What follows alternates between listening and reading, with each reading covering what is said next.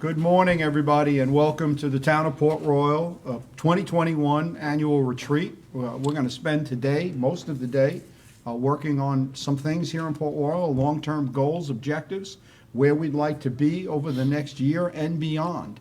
All of council and staff, many of our vested members of the community are going to be joining us today, and we really appreciate you taking the time, if you spend time to watch this, or follow up and watch it later on. It's not a regular council meeting. There's no order to this, but I would like to open up with a prayer to set our mindset on what we're doing today and where we're trying to go. Jerry, could you lead us, Sure, please? absolutely. Will you pray with me, please? Dear Heavenly Father, we thank you for the many blessings of life. And Lord, we thank you for this wonderful opportunity to gather today in Town Hall to do the business of our town. Lord, I ask that you give us the courage and the wisdom and the words and the discernment to make the decisions that are pleasing in your sight. In Jesus' name we pray. Amen. Amen.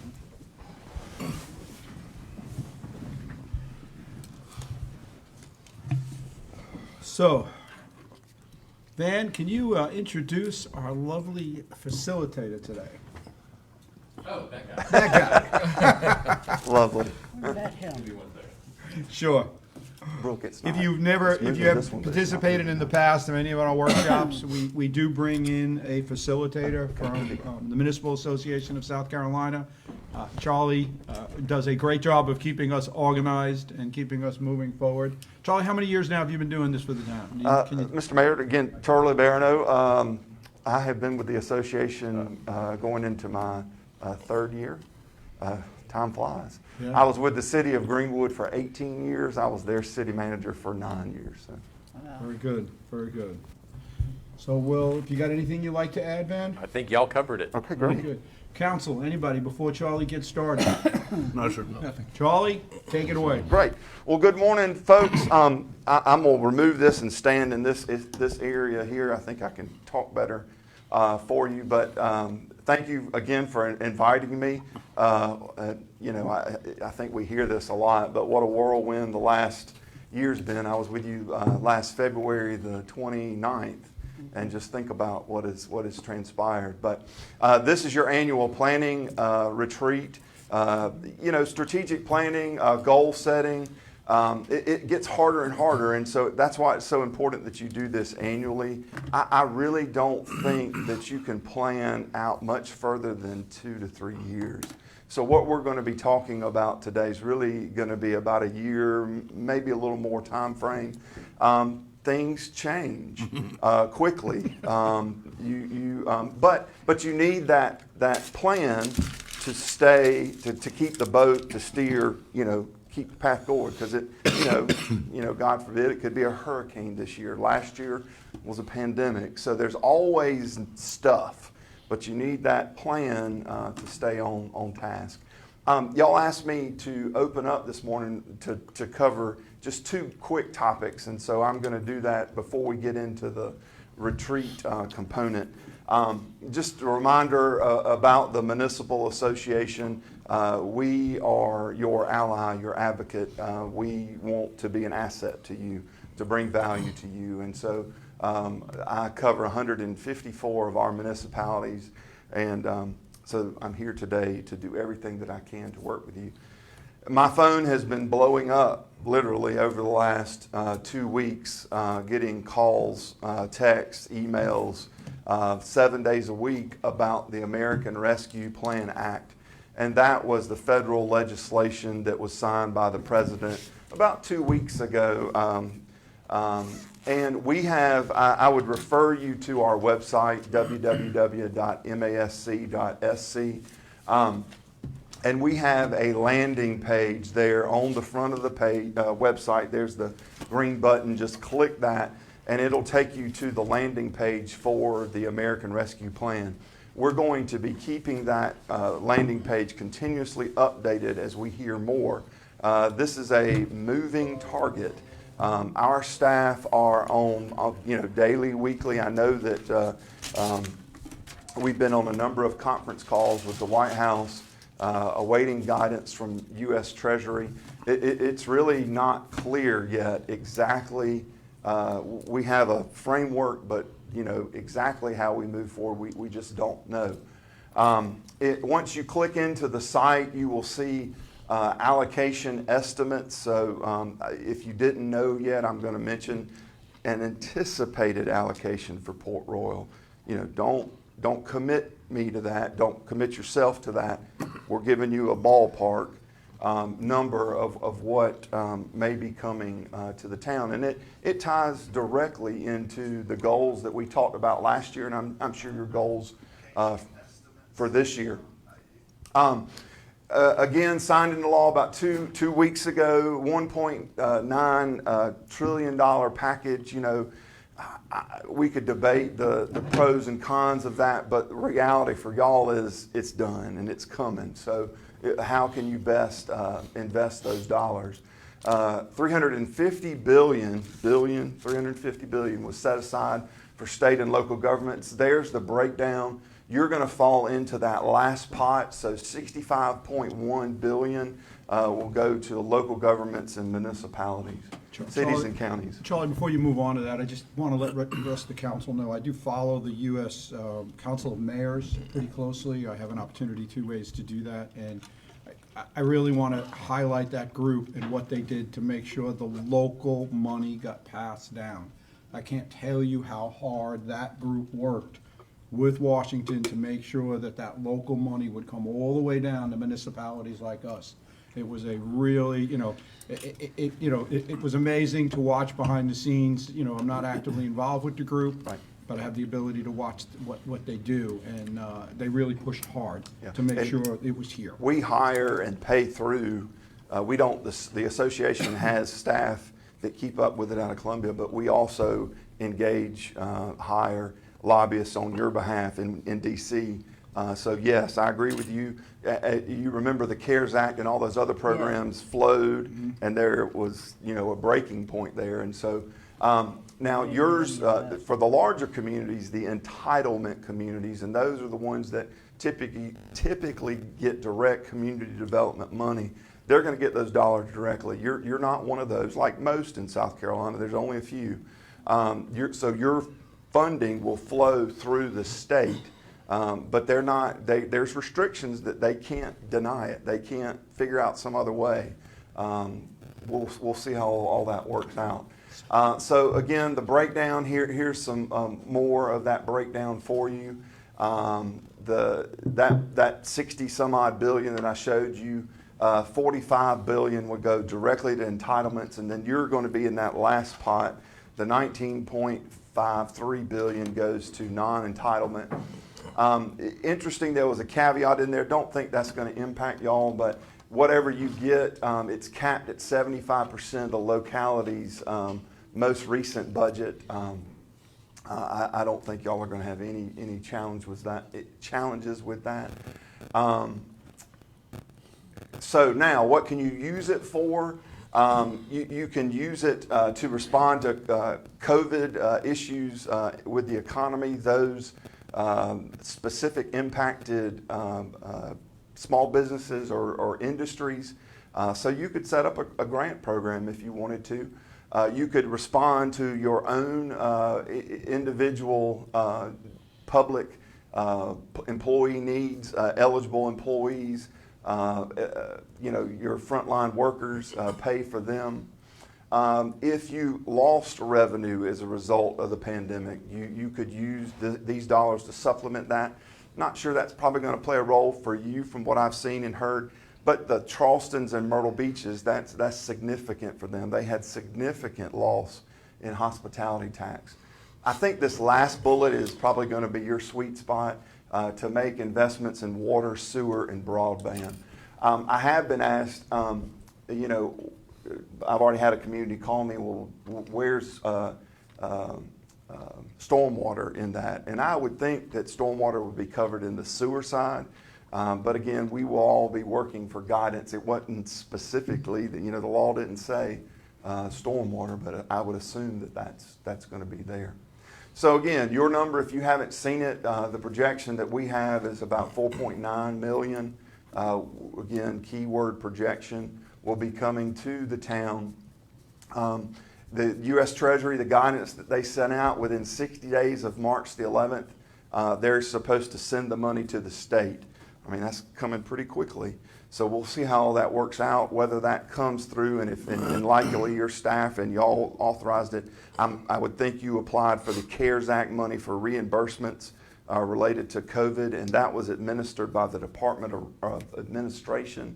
I would assume that they would also be administering these dollars, but we simply don't know. That's some of the guidance that we're waiting on.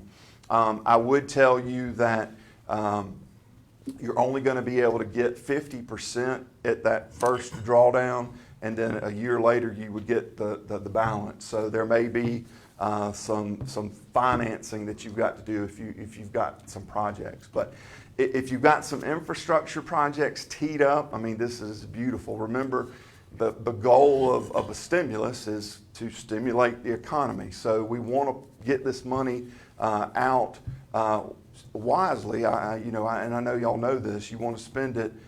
This is a one-time hit, so spend it wisely. But at the same time, we want to get it out into the economy as fast as possible. The funds will remain available to the end of 2024. That, in a nutshell, is really what we know.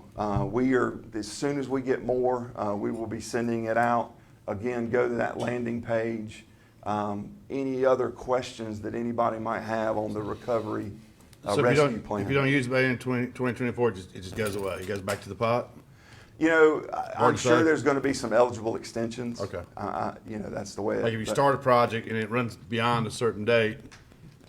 I'm sure there's going to be some extensions. But I've been asked, are we going to have to apply? Well, there was no application process in this. So I would assume not.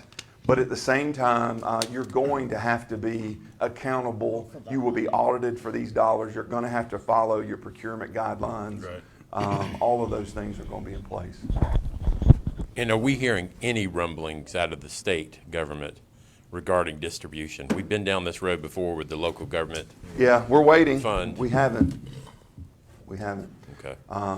There was, the Attorney General, I think, put out a possibility of a lawsuit regarding the inability of the state to lower. There's legislation in this that the state can't use the dollars to lower the tax burden.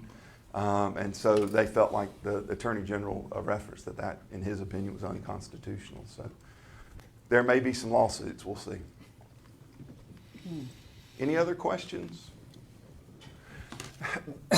Y'all was also asked to briefly touch on best practices for virtual meetings.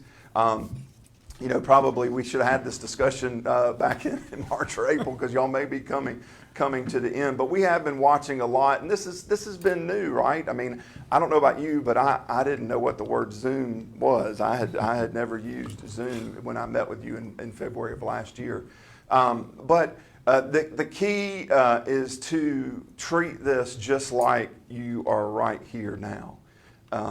With the virtual meetings, you may be logging in at home. And so when you do that, we're more comfortable at home. And so don't become comfortable. Remember that this is still a meeting. Think about what's in your background. Have a very quiet space with good lighting. During, and not pointing a finger at y'all, but this wasn't you. This was another community in our state. The council member logged in from the Zoom meeting from his motorcycle on the side of the road. I mean, just don't do those. Wasn't me. Don't do those things. You know when you need to meet. Treat this just like you were at the dais. Don't eat because people are watching you. And again, you're at home and you're thinking, well, okay. Just real quick, this is a retreat, gentlemen, ladies, you can eat. Yeah, today. this is a little. I can get on the motorcycle? Not the motorcycle, but it's a little different today. It's casual today. Right. Don't check your I'm trying to email. keep my sandwich downstairs. Just be mindful that this camera is right. Yeah. So don't eat. Don't check your email. Don't multitask. Tell the family to leave you alone. Take the dog somewhere else. We've all seen these things. It's tough, but just remember that, and because you want to limit your movements. All of those things are distracting. and it's just like a regular agenda. Prepare. So if you don't go over your agenda packet and you get into a Zoom meeting, it's going to be a mess. So prepare. The chair, it's much harder on the chair. Your eyes have got to monitor all these screens and try to look for hands. I think I saw y'all were doing roll call is much better, in my opinion, on a Zoom. I just think it lends itself better. But those are just some things that just to remind you about. It's going to be interesting to see. I was over in Beaufort this past week, and I think we're hearing a lot of folks, we're really liking this virtual thing. We can get our business done and move on, but balance those that we realize there's still a lot of our public that still don't have access to the internet and access to some of this. So going forward, I think, in person and combine it with the virtual is going to be the way to go. Y'all are already set up here well. So any questions on virtual meetings? No, but I guess you're hearing the same thing that I'm hearing from other people around the state, that a part of virtual seems to become permanent to most councils now. So Yep. if one of the council members is a little under the weather, rather than coming here, can still join in Yep. that way. Or if something happens, we all have lives and you can't be here, but you can commit the time. Yeah. I think I'm hearing that from more and more around the state and people that are doing this. And has I have heard this, and it's tough to create. You can't create a rule really for an elected official. Y'all have your own guidelines for each responsible for yourself.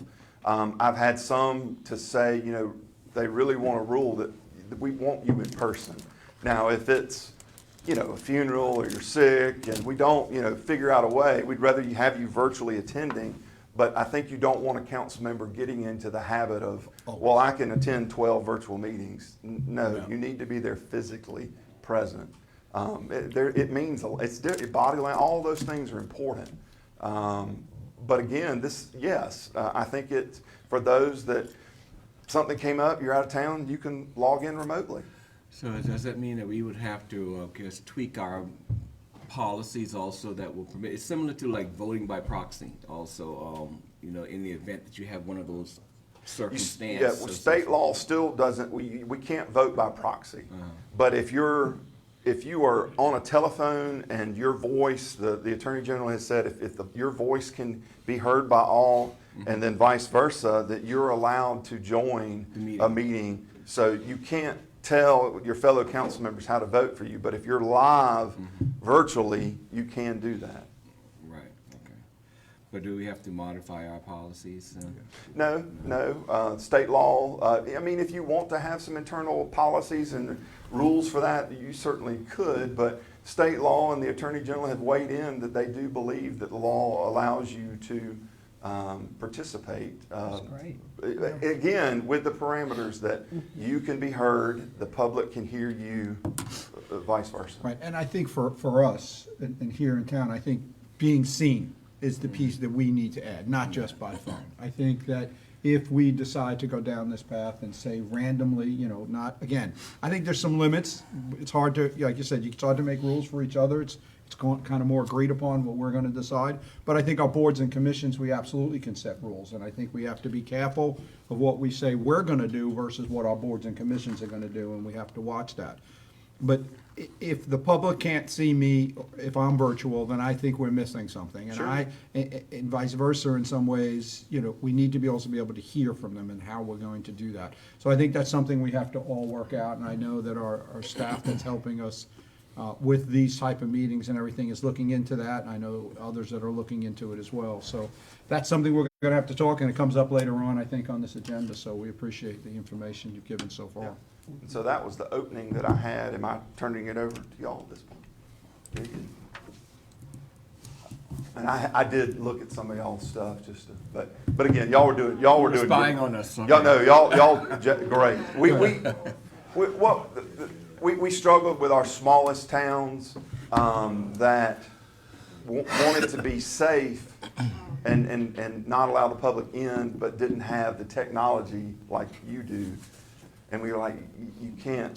You've got to figure out a way, even if it's just your own personal camera going Facebook Live, you've got to include the public. So. And we're very lucky to have a local vendor in town who was Yeah. able to swing right around and get this taken care of. Thank you. Sean and his group does a good Yeah, job. Sean, did amazing, Yes. amazing job, Sean, Yes, what he you did does. and how quickly you reacted to allow us to be able to keep everything moving, and we really appreciate that aspect of it. All right, Van, we're you bringing it up, reviewing the progress from last year, which we all know was a very difficult year to do certain things, but we did get some But of we them, did do it. some of them taken care of. I'm trying to get into OneDrive right now. Yep, go ahead.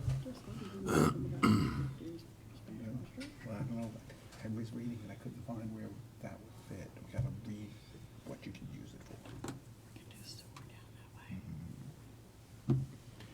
Put sewer down the trail and put concrete over the top. So, yeah, Charlie, the roll call votes, we did them, I felt, the way I read things, that's the way it should be done. Yeah. But it's I hated, it was difficult each and every time because I felt like I was using, they know that what I was doing is how they arrived on my Right. screen. So it did change. And that might be, but not be the same as their screen. Right, it's not the same, but Right. I said, okay, all right, Jerry, you're in the upper left, so I start with him, and then we always tried to do the same pattern, Right. only because they knew when they were gonna be called upon. It just Right. made it easy. And then sometimes I'd go from the bottom up, Yes, sir. it was just, but it is a difficult thing It in is. that aspect, but I just felt it was the only way that people really knew who was voting and why. Well, more people are probably participating than they would have been. So. Well, Yep. we've had good participation. We've had in 20 to 30 viewers. Yeah. Yeah. And what I've always found is the next day viewers, the people who couldn't be there Right. live. Exactly. I mean, Right. 3 or 4 days after council workshop meetings, people are still viewing them and the number keeps climbing, and I think that's the beneficial part. I'm busy, I couldn't make it. I mean, like you said, earlier this week was the cities. Right. I couldn't watch it live, but you go back and you watch things. That's right. And you catch up on county council meetings and our boards and commissions, I try to watch every one of them and you catch it later on and see what's happening. Did you get in, man? Yeah, there we go. Okay. All right. Well, let's just go to the must-dos. One is sewer expansion. I think we're in the process of attempting to do that. We've secured another CDBG. Hold on a second. Van's got to get used to being mic'd up. Yeah, I'm not a big fan of virtual, so when we get an opportunity to go back in person, I'm really excited about that.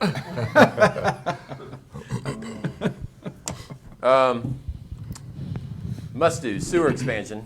Obviously, the first one is somewhat being done. We have another CDBG that's tapped that is potentially moving forward. So in terms of the must-dos, I think we've moved in the positive direction. Second is focus on maintenance of town-owned roads, include full right-of-way, sidewalk, Spine Road, Rebo Road corridor, or the complete street concept. I know that the state has endorsed the complete street concept, but in terms of addressing any sort of maintenance, that has not happened. We have no dedicated funding, we have no source of funding, we have no way to do any sort of maintenance at this time.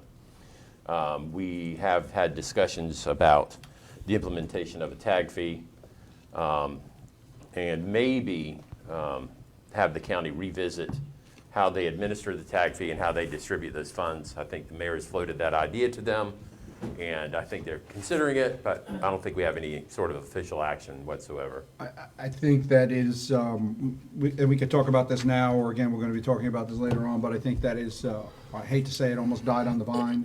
And part of the reason that has occurred is 50% of the municipalities decided to go in a different direction, and we'll talk later about that. And without 100% of all municipalities on board, it would have been a difficult uphill battle for us to get anything done. All right. Third one is repair and expand shrimp dock. I think the answer to that one is no. We have worked through both of our state senators and now our state representative attempting to identify funding for that. We participated and had projects included on a list submitted via Beaufort County to our delegation to identify projects that could be funded with non-recurring budget surplus funds. We were asked to pick 1 to 2, and obviously we delineated the shrimp dock repair and the multi-purpose building that we were going to partner with Gray Ghost as part of that. That is still something that's being worked on, and as you all know, the dock is still owned by Gray Ghost, and there's a conveyance required in the development agreement. So that is something, we have all of those documents teed up, but in terms of repair and expansion, no. The permit is in hand from OCRM for the expansion of the dock. But because of the price tag involved, $1.5 million for the backwards F, there's no funding for that. So, anybody want to talk about, I know we're going to talk about this later, but I know we're just going through goals right now. Yeah, I think that discussion is really teed up for this afternoon, and I Yeah. think the best place probably is to leave it there unless anybody wants to add anything to that. I think Yeah. we all understand. We worked hard on it this year, and we haven't given up, but Yeah. that discussion is teed up as item E Yeah. this afternoon. And let's start with should do's, citizen engagement and communication. I think we nailed live stream town council meetings. Don't know how we did it. I don't know if something caused that, but here we are. Something forced us in that direction, but whatever, it worked. Well, and I will say that, if you look at those top 3 items, identify various neighborhood groups, we all know who those are. Meeting with neighborhood groups, that did not happen. And I think there's probably a pretty obvious reason for that. Educate on all platforms, I think we nailed that too. As the, COVID progressed, we went to those platforms as basically our communication venue for our citizens. So, Sean's done a good job of engaging via Twitter, Instagram, Facebook, newsletter. Those are all the platforms we've had to utilize a lot more this past year to engage the public. So that's still going to be a challenge. Some neighborhoods, we have engaged with quite a bit this past year, but obviously through text and email. But in terms of an actual overarching organization or some sort of cohesiveness, that did not happen. So, economic development, consider market retail assessment analysis.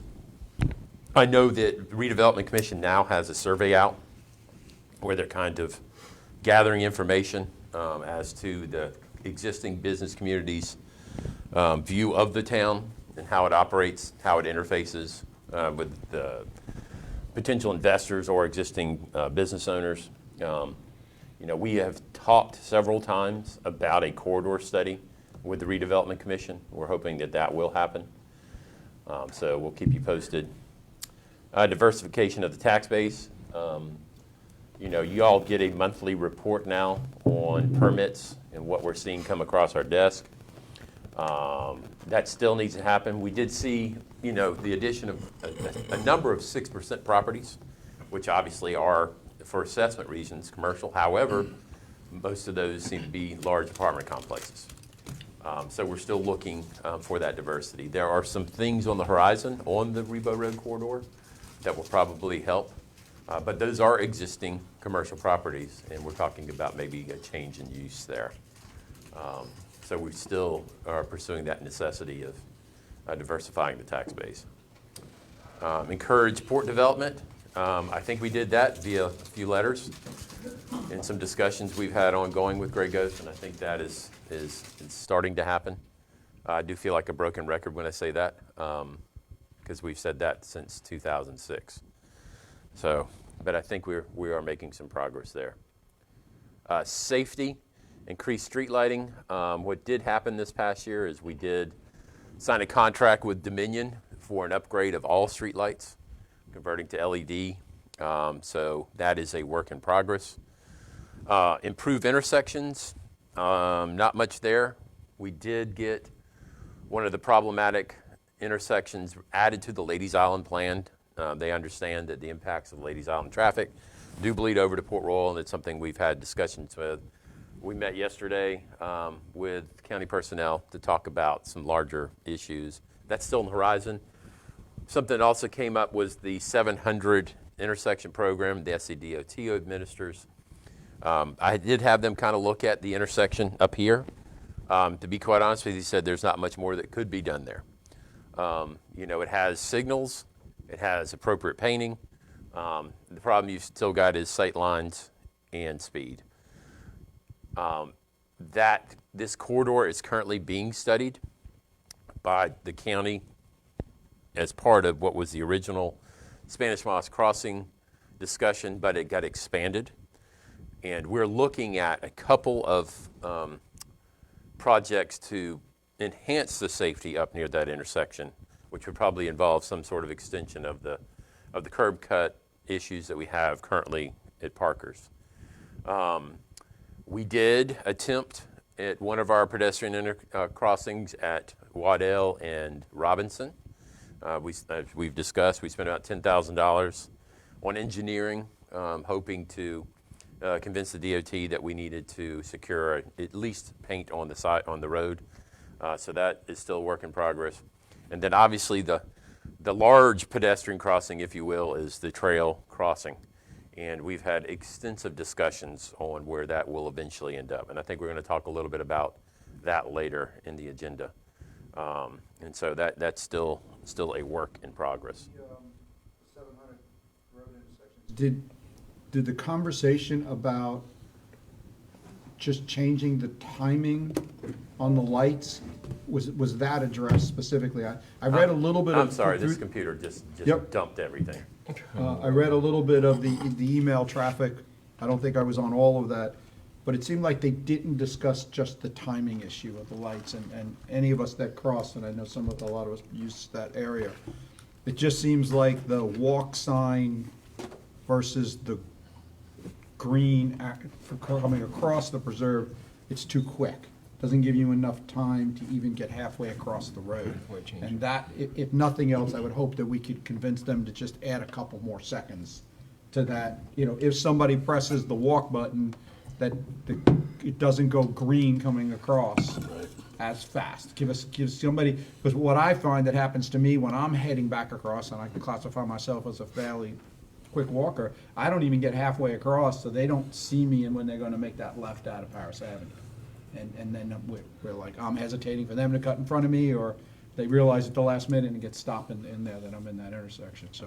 I don't see why that's so difficult, because if you ever stop at Buford Memorial Hospital, they have one that's dedicated to pedestrians. You Yep. push it and it stops all traffic. And it's to a permit good them to period of cross. time, Yes, gives you time to exactly. cross the road. Yes. So, Van, I know that you're struggling with your computer right now, but I would hope we can go back, follow up, and strictly ask them about changing the timing, It's been done twice twice. already with the city. The city manages the intersections via a contract they have with the county.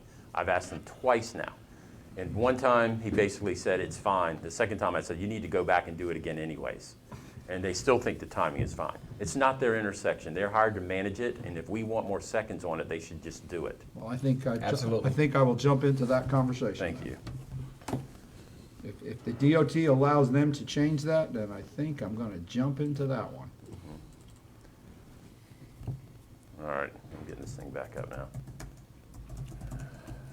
Oh, good. Let's implement one like Buford Memorial Hospital has. And it's thinking.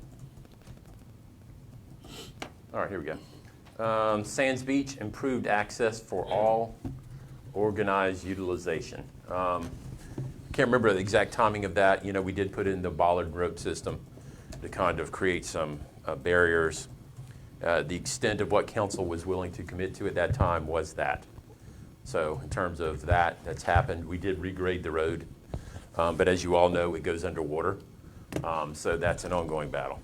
So beyond what council committed to in terms of the installation, that's what we've done. Barriers, the extent. All right. Did the permit we got to regrade the road and fill the holes allow us to do routine maintenance, or was each time? It's each time. It's each time. Yep. All right, here we go. All right, could do's expand high-speed internet. We're still not seeing it, remember that? Oh, yeah. Oh, Share your screen. there we go. There we are. There we go. Expand high-speed internet, and that has not happened. Long-term asset management, what are the town's asset, inventory, facilities, roads, sidewalks? If you've read the audit, those are things that we do have. Do I have a list of it somewhere? That's an item that Lisa takes care of us to the audit. I'm not sure how to address that, to be honest with you. Naval hospital engagement, what are their long-term plans? Good question. Don't know. Yeah. I don't think they know. No. Parks and Recreation, ensure maintenance of facilities and equipment. That's an ongoing issue. I know that we have our guys now routinely checking all of the parks to see things. I mean, obviously, we had something recently with fences. At the Naval Heritage Park, we tried to address also the addition of mulch.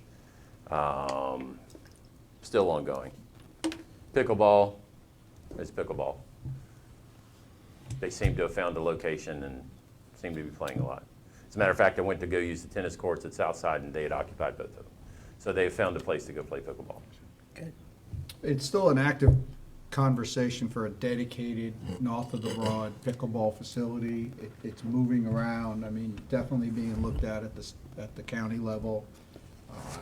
I'm hearing that Burton Wells Park, there's some future plans possibly there. I know the Shell Point Park has come up a couple of times, and they're working with some community places to see if they can't use facilities there. But so it's something that's still going on. I know it goes back and forth, Kevin, at the YMCA, but no commitment at this point, right? All right. Stormwater management, drainage. Obviously, the big one was this past year with Cypress Wetlands. We do have a contract signed with Solitude to manage both that and the Madrid Pond. So that's ongoing. Maintenance of facilities. We try to stay on top of that. One, obviously, something we're going to talk about a little bit later, and I think y'all got a comment, was about 9th, 10th, and 11th Street drainage. The storm that we had this past week, I went through, and to be quite honest with you, there was no water on the road. Where we saw water standing was in the parking areas between the edge of the pavement, in that right-of-way, and then up on some of the sidewalks. What's basically happened is it looks like we've created gullies where all the parking is happening. So, and we do have some sections of the sidewalks that were picked up. If you recall, we had a report done by Michael Murphy on the condition of the trees and whether we should remove them. His answer basically was no. But there are some sections of sidewalk we probably need to shave down and maybe replace. So those are something we're going to have to probably spend dollars on. In terms of the overall system, actually it works the way it's supposed to. Despite the fact that we had, 4.5, 5 inches the other day, it did pretty well. It staged up in some areas, but I went to where it was outfalling and it was running. It's just a matter of time. I did observe one issue at the Anchor Park, and those are boxes that we do have problems with that just have to be blown out because a portion of that system is in that gravel parking lot. And so we see a lot of stuff that ends up in that box and creates problems. But we did have Degler. We're having Degler come out and blow those boxes out again, and that will probably be the only one. But like I said, 9th and 10th and 11th Street, you've got standing water adjacent to the road. You've got no grass there, and you've got depressed areas. So unless we change the grade, maybe with some sort of material, and then address some of the sidewalk issues, you're still going to have water there. Van, I know in the past we've had some concerns from the overflow in the back of Casablanca coming off of Laurel Hill and Oak Hill Terrace in the Jenkins property. Has that been rectified? We looked at it once. I had Tony back there a year. We used to go in, and we had to go in, and we realized that there were some pipes that were blocked up. Mm-hmm. And what had also happened, I don't know who, somebody had filled that wetland with whatever yard debris, significant yard debris. Mm-hmm. It had to have been commercial in nature, in that what was an outfall wetland area. Mm-hmm. So one, the potential opportunities we may have if stormwater is included in this American Recovery Act is to maybe address that. We went into Casablanca probably a decade ago, maybe a little bit longer, and stood up drainage that was never there before we installed the first system. But that was one of the areas that was problematic because the outfall was filled. And then we identified some piping. And what the other problem that we identified as well is that system went under Rebo Road and tied into SCDOT pipes that did the outfalls onto Trask property. And what we discovered is there were no easements secured by SCDOT to outfall their stormwater onto the adjacent property. So, and I think that's not a unique problem to us. Because all these systems are tied together, they have to outfall eventually to someplace. And in most of the cases, it tries to get filtered and then eventually ends out in the Beaufort River or Battery Creek. But I think we may have the ability to create some capacity in Casablanca, which would be helpful. Thank you. All right. Glasses. Short-term rentals. Update town code. I don't think we've done anything with that. Honorable mention, I like that. Short-term rental, I think something we're probably going to talk about a little bit later, is not so much the code itself. It is more so the how we monitor and administer how those are managed. There may be some opportunities for us in this upcoming year to address having maybe identify those properties, because I think what we've seen is that what the state thinks we have versus and what we're getting paid for are very different than what is actually there. I think when we were sent the URLs for the units in Port Royal, the state had 33, and we all know there are 70 plus. So that's going to maybe be something we have to look at again. I don't think, maybe when it comes to identifying, I think we need to say we need to look at identifying. I don't think we're that's all talking talking about doing, nothing else. No just- density caps, No, none of nothing, that. just identifying where they are and having a way that we can accurately identify where they are at this point in time. I think we're beyond maybe, we need to do it, we need to do it. Because if that much revenue, and the other side is, people get confused whether they're in Port Royal or not when they're in the rental. So we need to know that and market us as being who we are. I agree. The next one's great. Continue to build on great events and festivals. Yeah. Now, that was a little tough last year. Some of these are so cute, looking back, just wonderful ideas. Continue to foster relationships with state delegation, county, and regional municipalities. I think we've made an effort to try to engage county on a more regular basis to discuss issues. Or meet with the other mayors and managers to discuss issues of common interest. That's ongoing. And then obviously, reaching out to the state delegations is something y'all have been doing in an effort to help us out. I think we've all done a very good job with yeah. that one, and we just Exactly. need to keep moving forward on that. Protect environment, wetlands, vegetation, animals, insects, etc. This past year, we dealt with, and I can't, my timing is off. We addressed additional setbacks, we addressed additional tree protection. So those are things that you have worked on. Not to everybody's complete satisfaction, but those were things that were drafted by the Coastal Conservation League that we did incorporate into our ordinance. What insects are we protecting? No-see-ums? Bees. Charlie wrote it down. You have to ask him. I don't know. We're protecting no-see-ums? It was said, right? It's one of I us. bet it was bees. Bees. Just guessing. Okay. Honey. So It was the sharks in the river that are in the Fort Royal boundaries. it was Yellow Jackets. Just messing with it. Anyways, so still working on it. Preparation for weather emergencies. I think we've dealt with another emergency fairly well. Still need to work on the documenting the citizens with special needs. That probably became even more of a challenge this past year just because of the lack of our ability to really get out and engage people face to face. So that's something we've got to work on. Affordable housing, attainable housing. We are participating in that countywide kind of the housing group. So that participation has been formalized.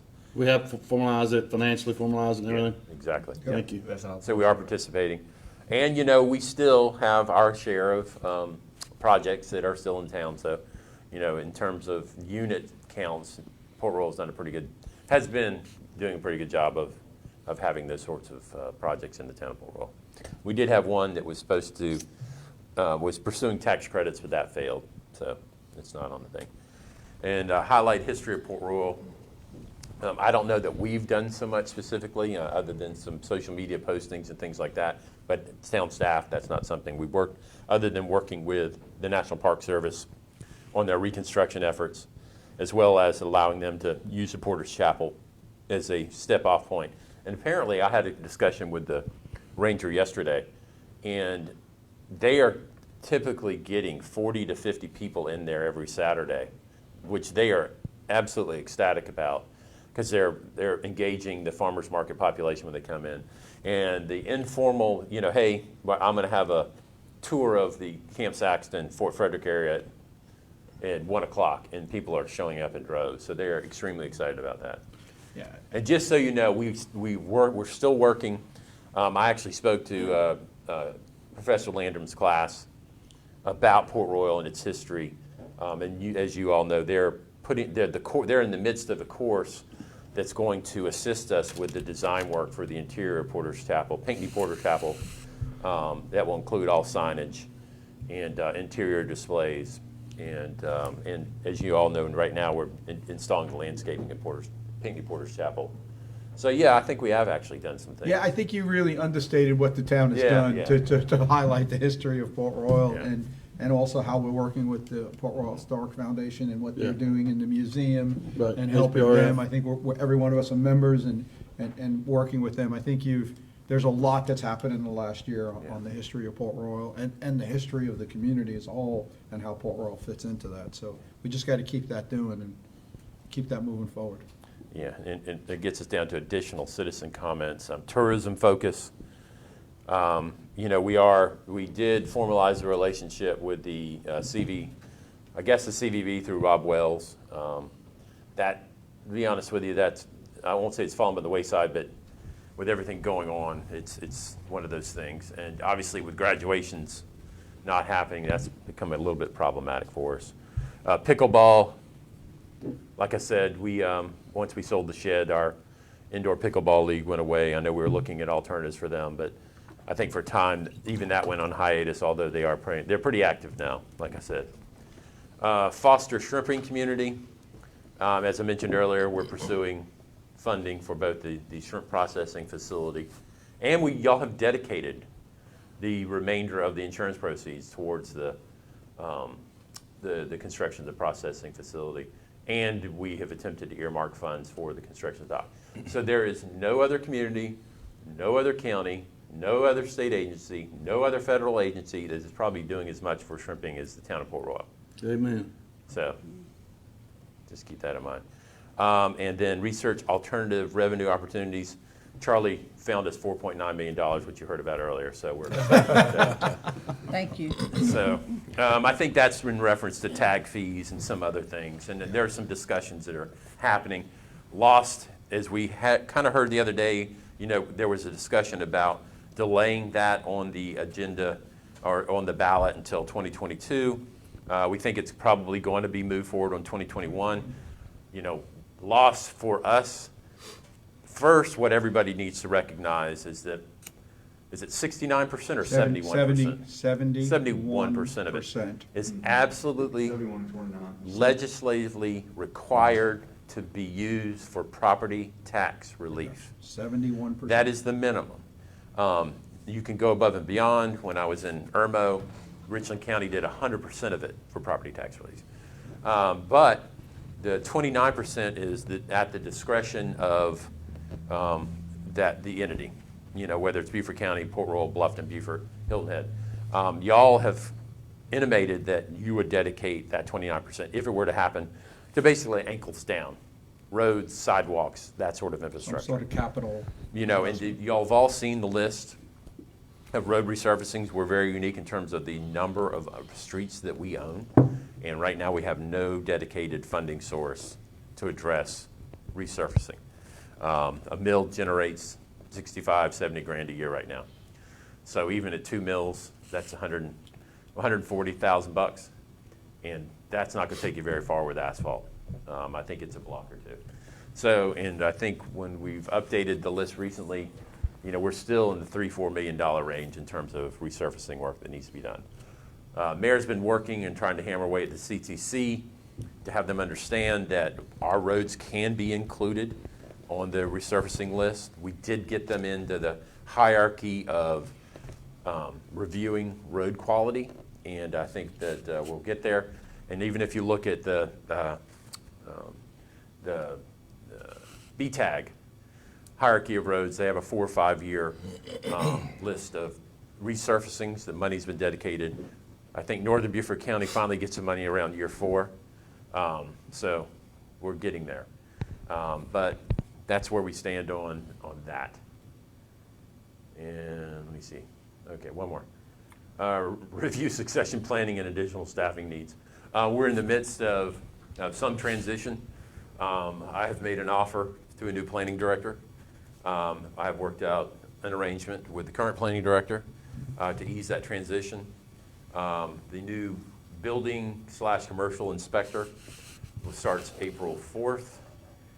We still need to fill the hole that was, even though it was privately contracted for project management. I was talking with the city about a joint sharing of that sort of position, but those have stalled somewhat. So that's a position we still need to fill. And you breezed over the building/commercial. This person will allow us to bring commercial inspections back into. Right. We were still our going to fold. slowly transition. Right. Obviously, we have a relationship with the city. And to be quite honest with you, our commercial inspection right now is very limited other than apartment complexes. But this person's background is in architecture as well. And he's got a pretty expansive background in terms of handling stuff beyond just the inspection piece, and also including site plan review. And so some of this stuff we will probably be able to take in-house more so than we ever have before. Very good. And the person that I've offered the job to for planning director has got a very extensive background as well. Formerly trained as an urban designer, urban planner, as well as a degree in landscape architecture. So, Impressive. yeah, so the folks who we're looking to bring on board, I'm pretty excited about. Very good. that. Impressive. Yep, but I think it's really important that the project officer piece get filled. Because I'm having to fill that role a little bit right now, and that's no fun. So, still working on that. Anybody have any questions about the review? I got a comment. Go. And this list, there are a lot of things on this list that, and I just want to say, with just reviewing the list with all the challenges that we faced in 2020 with a global pandemic, we found ways to make our government, to make our town, to make our vision, to make our initiatives, to keep moving forward. And I think there needs to be a thank you to everyone that participated with that, and a pride that we all should share, and a sense of accomplishment. Because we put the hay in the barn. I've never heard that term. I like it. Feel free to use it. It's a good one. It's a good place. But you're absolutely right, Jerry. I mean, staff, everybody, all our commission, board members, all the volunteers, this council, everybody's worked very hard to keep as much normality to what was going on and progress to things that were moving. And you're right, Jerry. Thank you for highlighting that. And I'll be honest with you, I can't overstate the importance of y'all's advocacy on the town's behalf to the other level of government is extremely important. And them understanding our perspective. You know, they hear from me yipping at them all the time. And hearing from y'all has been very, incredibly helpful. But the senior manager in Beaufort County gets a lot of respect. I don't know about that. I don't know about that. You know, we say it every time, but, you know, at home, you know, every man has a good woman. Well, Van, you have a good team here, and your team helps you in making our vision true for the community. And I think Van does it to help us, and I think overall the town wins because everybody takes it to heart and truly believes what we do each and every day is important to our community. So once again, thank you to the employees of Port Royal for during this pandemic to step it up and do what y'all have done. It's definitely commendable to the staff. Before, the next step is for us to set some goals for next year. Before we do that, does anybody need a 5-minute break? I do. Let's do it. 5-minute break, please, everybody.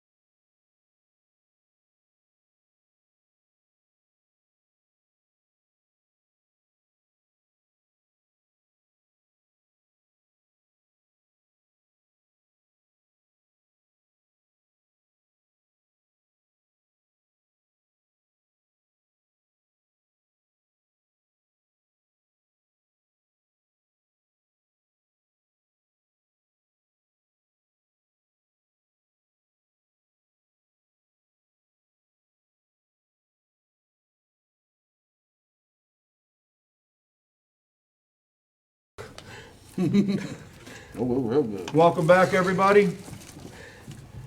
So the next item is really some goal setting for 2021, 2022. Like I said, we're not going to go too far, but we're going to see if we can't figure out where we want to focus a lot of our time. And Charlie do a great job in leading us in this, so let's see what we can do. Y'all, are very familiar with this process, I think. We want to follow the similar process, I'm guessing, that we followed in the past, where you're welcome. I'd encourage you to maybe restate some of the goals that you would like to keep up on the board. We can do that. Oh, I'm sorry. I hadn't turned it on. Make sure that we get specific. So I may ask you questions to try to really dive into your goal to make sure that we get something that can be attained within a year or so. For example, we wouldn't want to just say pave roads, right? We really want to know, Specific, which road? Do we need to focus on getting a conversation with somebody to find funding? Is it a specific road? Anyway, and then we'll rank those and go through. I did want to note, back to the rescue plan, I forgot to mention a couple of items. There's additional money for transportation, community development, and some other economic development, EDA, some of those federal programs. So you may see some large projects, particularly on the transportation side, that could impact the county that may get or able to apply for some funding. Also wanted to note that it does appear that we're going to see a return, and again, right or wrong, it is the system that we've been given of earmarks. Just for those of you that have been in this for many years, earmarks are kind of like this, and so depending on the party, it tends to follow the party lines. Earmarks are not liked and not done, and so now we're seeing a return of earmarks. Again, you may not like earmarks, that's fine, but I think you have to be engaged, because if it's there, I'm sure you want that money to come to Port Royal. So just know that's where it looks like we're headed. So with that, we will just kind of go in order, and then I'll fill up the wall as we go, and we'll just start and go down this way. And so, Mr. Jerry, do you want to go first with a? I'll just, we can repeat some things. I think sewer expansion is something that's just an ongoing thing we need to continue to do.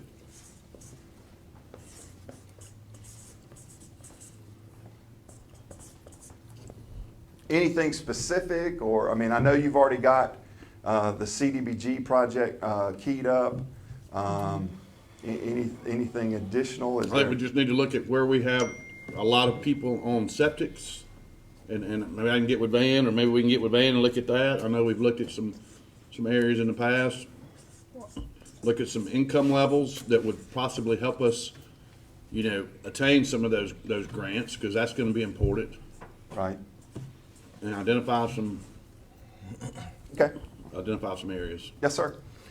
I'd like to also continue on our listing also with repair roads and construct more sidewalks, connecting those gaps or bridging those gaps in our sidewalks where they do not exist, so that we can connect our neighborhoods, our communities. We have a great, 50-50 match now, and I'd like to see that continued and improvements in that along those lines. Van mentioned, is there an existing plan that shows where those gaps are? We have a kind of overarching sidewalk map, but what I was kind of referring to is the road resurfacing list. But, because of our previous financial position, that's why we created the SHARE program. But what it created was this hodgepodge of sidewalks, and where we always are attempting to go back and fill those gaps. So that's the big thing. And because it's a 50-50, getting some people to agree is easier than others. So Is there a document that says we're missing this section map or costs Oh, we saw a $50,000, map. it's our number one priority? Is there?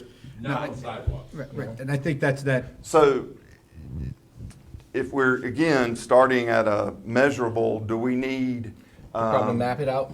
to map, and so is it okay if I strike the word, is your goal sidewalks and connectivity with those? Connectivity and sidewalks, and I want to expand upon that also, and also improvement in the ADA areas, because there are some So I sidewalks. can, but I can Yes, kind of strike yeah, roads. yes, not necessarily repair, but improve.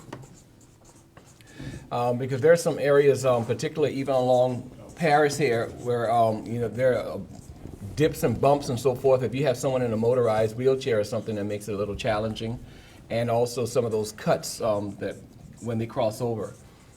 So, I think that leads to what was one of the could-dos from last year, is we really got to get that asset inventory up to date, and then to know, so we know what's out there, so then we can create the plan on how to connect everything. more of a map than. Yeah, and then that could be absolutely done in a map, we'd love Yeah, to and be you able know, to. and I mean, these are, and again, I was in Van's shoes, so it's hard to do all these things. Yeah. But having this document when funds come available. Right. You can just go, you don't even have to come back to council to say, we want to do this street. I mean, you've got it. Here's You the got your priority. inventory ready and Right. pull from that inventory. That's right.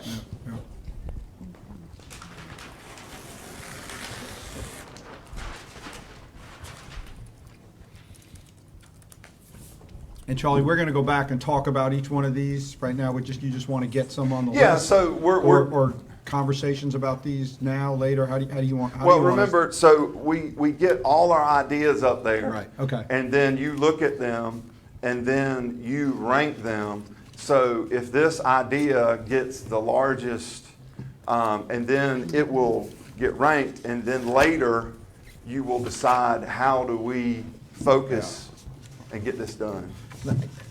In that's what I thought you were gonna say, and we had these things for topics of discussion later, so I think Jerry's statement on sewer expansion, I think, is an extremely important one. But my thought is, it's time for us maybe to change the focus on that, and I wanna make sure that everybody kinda, because the way it gets ranked and what we do with this, but, this municipality made a decision many years ago to merge with the larger entity, the Beaufort Jasper Water and Sewer Authority, and no longer has sole control of their sewer system. And we need to close the gap on who does not have sewer. I completely agree with that. But I think we, as council and our staff, take on too much of that work when somebody else should be doing that, and that was part of our agreement. And I'm wondering, Jerry, if this sewer expansion really isn't to request the water authority to do a capital project to identify what lots have sewer, what lots don't have sewer, and give us what is it gonna take to get sewer?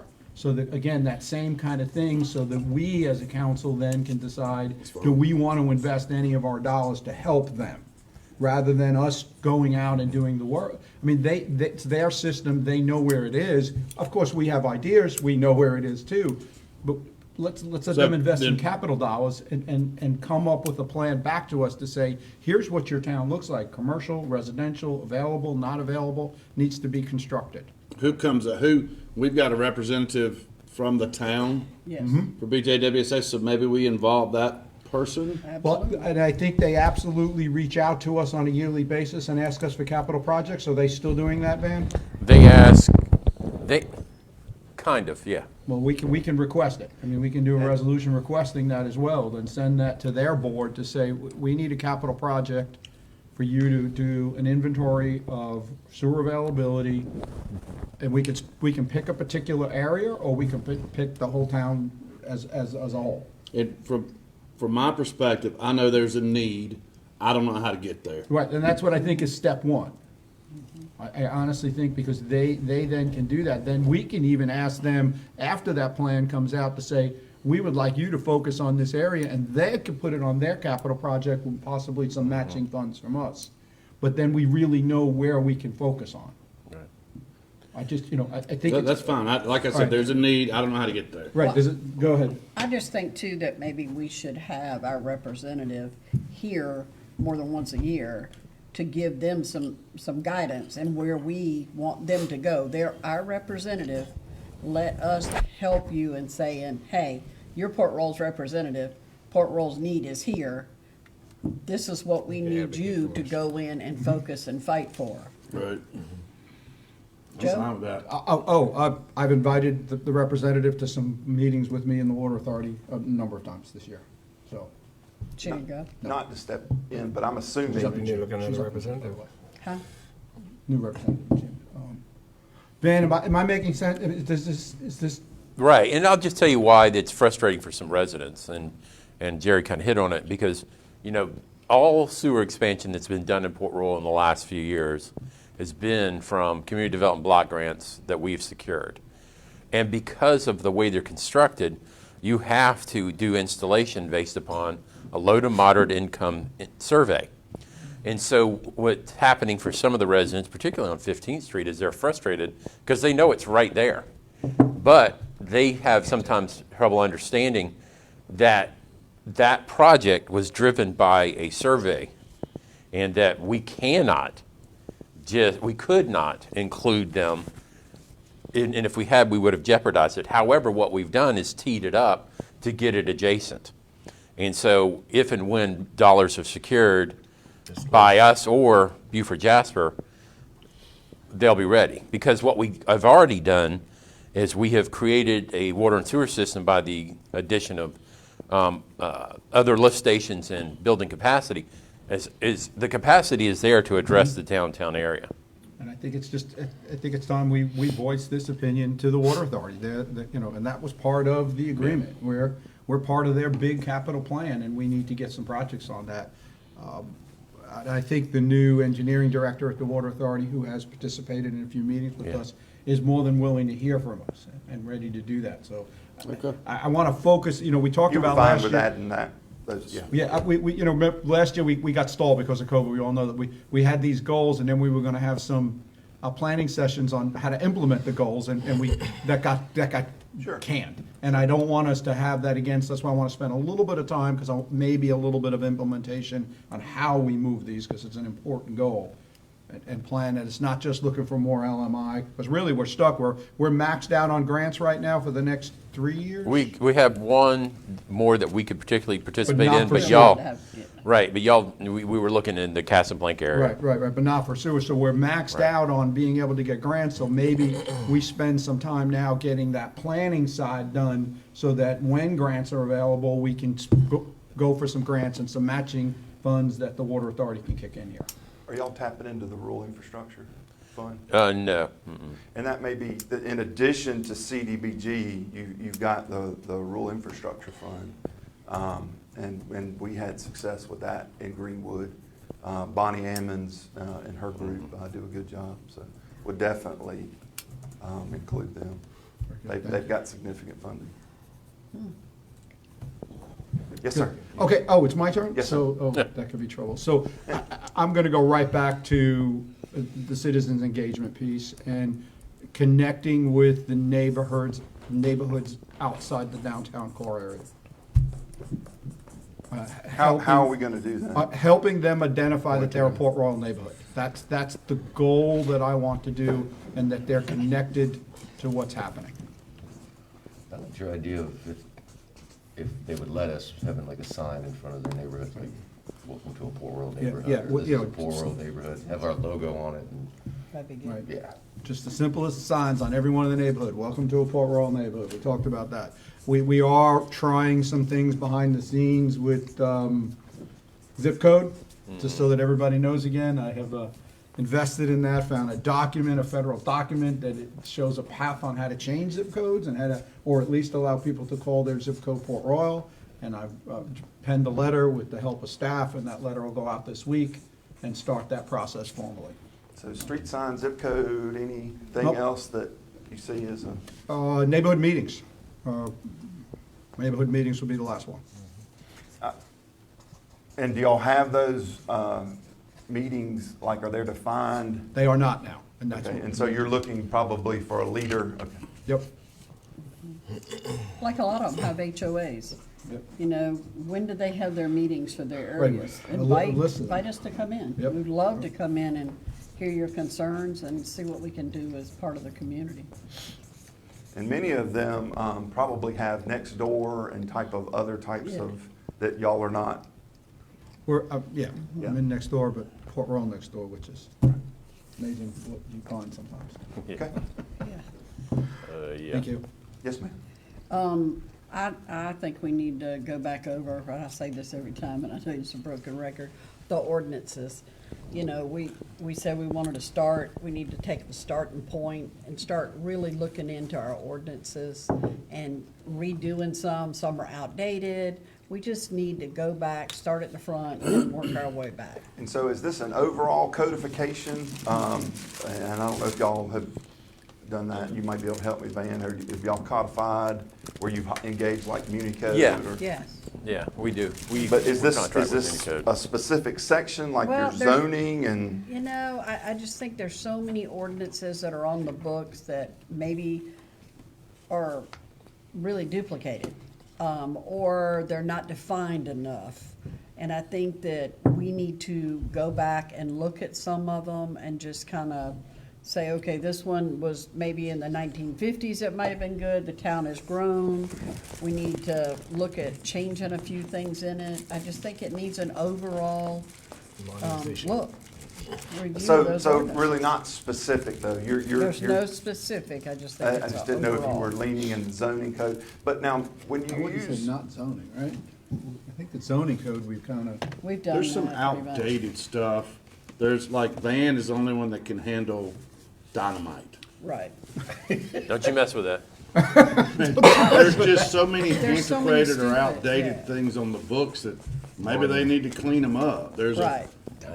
a proper time for a public beating of Yeah. the Right. courthouse Right. steps. Yeah, I There's just thought some about that one. stuff like that. It's like, maybe we ought to clean stuff like that up. I Well, I mean, think those ordinances, a lot of them are so old that have been on there that if you don't use them every day, you don't realize they're So- there. what step, so would we want to, and, you know, when you engage the companies like Municode for that's gonna be a large recodification, task. they have an attorney that, on staff, that's kind of what they do. Are y'all wanting maybe are you wanting to engage them, or are you wanting to hire, what specific step? Are we wanting to hire an attorney or hire a consultant to review your ordinances? I think that would have to be illegal, Yeah. you know. See, we have, when we do our policy changes in my Right. secular I mean, job, has we to have be the attorney that actually reviews I mean, each do we, of do we do something as simple as the policy committee. find the oldest ordinances and review? Starting back. Start Yeah, with- again, and the reason I just put that, because again, to dive in, if this becomes a goal that, you know, gets high enough, we would then need to try to decide in your upcoming budget, do we want to allocate $10,000, I'm just $5,000 Right, right. to update? Right. Well, I think it's been a goal all along. Every year we put it and it gets on, now it's on the could-dos. Recognize and modernize the ordinances. I just want to be as specific. Yeah, yeah, I just think there's so much on there that probably maybe doesn't even exist anymore, things that we should really update. It's just important to Sure. get that updated. Understood. Yes, ma'am. Yes, sir. Continue to push port development. And I think we did a really good job. We probably had 10 executive sessions last year with the developers. I like the way you put that push.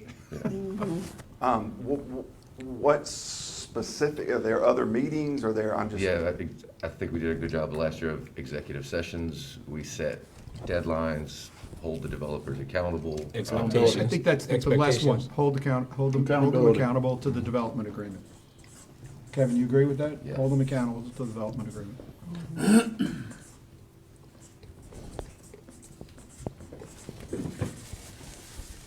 I think that really would be the one, because that encompasses so many areas of the way it would go.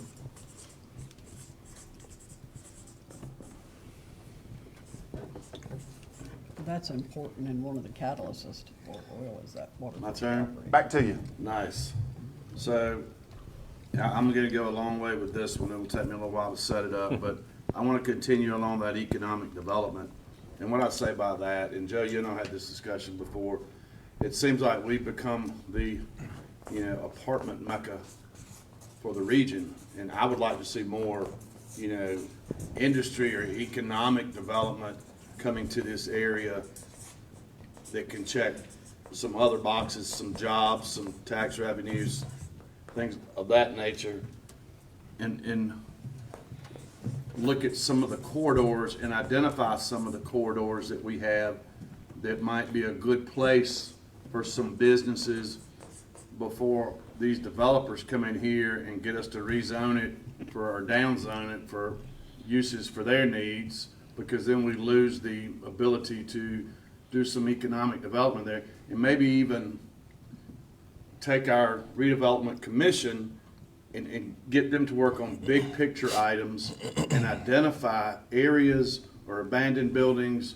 or former buildings where we could come in and produce a list, and then we can work with Beaufort County or other economic entities and push these areas Right. to drive some economic interest or economic development into our community.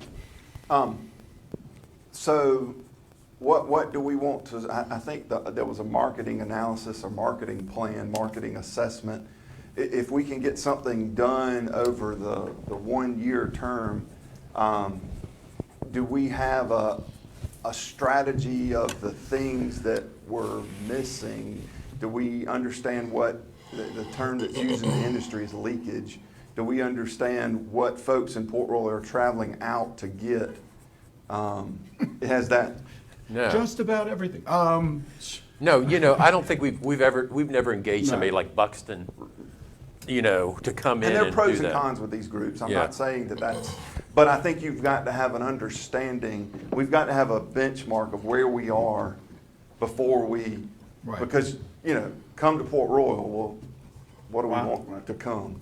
So, and I'm not trying to put words, I'm just trying to get us, Right, I mean, There again, I know where we need to be, I just don't know how to get there. so, If there are things like that, yeah. so budget for Studies, market assessment. Okay. Mm-hmm. that could go on there, yeah. Yeah. But it seems like every time, not quite often, developers come to us and want us to zone it this way or down zone it or put something here, put something there, in areas that I think we maybe ought to be looking at some other usages for. And then there are some buildings in our town, in all of Port Royal, that could probably be better served for other. Two good examples where it's worked is right over here at the shed with Perrin Woodworking, great, and then the Stoneworks building out there those were old buildings in our area that have been repurposed for different usage, and I think we ought to look at that as well. and I think you have to add property, redevelopment. Right, property. Redevelopment of properties. Well, then property that kind of are- goes that are on, under- maybe we create a underutilized. list and you can look at some property that the town owns. And this kind of ties into workforce housing or affordable housing, but that kind of goes hand in hand with economic development as well. Doesn't it? Identifying some Yes. areas for opportunities. Yes. But If I you had a think- list of these properties, which way could you go with this? Could you go workforce housing? Could you go economic, Sure. good business? Right, but I think, and then you put that list together, what we talked about earlier with the sewer expansion, to say not only are these there, but the sewer's readily available. I mean, Yeah, because that means a lot to a developer to say, Sure. whoa, I gotta design a system that's gotta come from, 10 blocks away, or I don't. Those are the kind of thing, that's where I think that those two plans come together is, so maybe it's how easy it is to build on the lots, how easy Right. it is to redevelop the properties. Is important to people who want to invest in this community. And again, we need to have that readily available to show people. And I'm sure we're probably already doing some things, but I don't know how it's being reported to us or how we're able to look at it or how we're able to comment on it or influence it. Who markets, or who is it Van? Who's talking, trying to reach out to developers? We've got the Beaufort Or is County it the- Economic Development, is it- O'Toole and those guys. Yeah, Beaver County Development Board, they've got to be engaged more, and they have been in the last, Right. 18, 24 months. And I get it, I remember We have a talking to them. representative on the board Yeah. now. Or they just need to put Port Royal a little bit to the forefront instead of at the rear. And I get, they gotta kind of did. spread We it got two out of them around. last year. They wanna spread it around and all that, I get I it. know, but But I just For the think, first and time. maybe is that something that our own redevelopment commission can identify some things and help us with? yeah, well, To me, that's two a big things. picture item right there. Well, two things, one, John and his organization is working on an accurate inventory of what is available. What are the square footages, what are the properties that are teed up with the necessary infrastructure, maybe the appropriate square feet of what potential business is contemplating a relocation and who has it and where it is. The second piece, and this is what Charlie was alluding to, is you really need to understand what's here, what's not here, and why they would come here or why they wouldn't come here. And we don't know that. You know, in Greenwood where I was, constantly, I mean, and again, I'm just telling you what folks there wanted. It was always Olive Garden and Target. That just, if I could. We don't want that. I know you don't, but I'm just there. That's what they. I don't that- want I want Olive Garden. That's what they want. I like the Olive And- I want the Garden. restaurants. And so when we finally showed council, here are Target and Olive Garden's numbers. Here's what these are the only things they come and invest for. Here are our numbers. They don't line up. There's no reason to have this discussion, so they're not. So I think that's the key is you Yeah. need to know What are you looking for? what are we doing? Makes sense. Roadmap. I think anything's better than what we're doing now.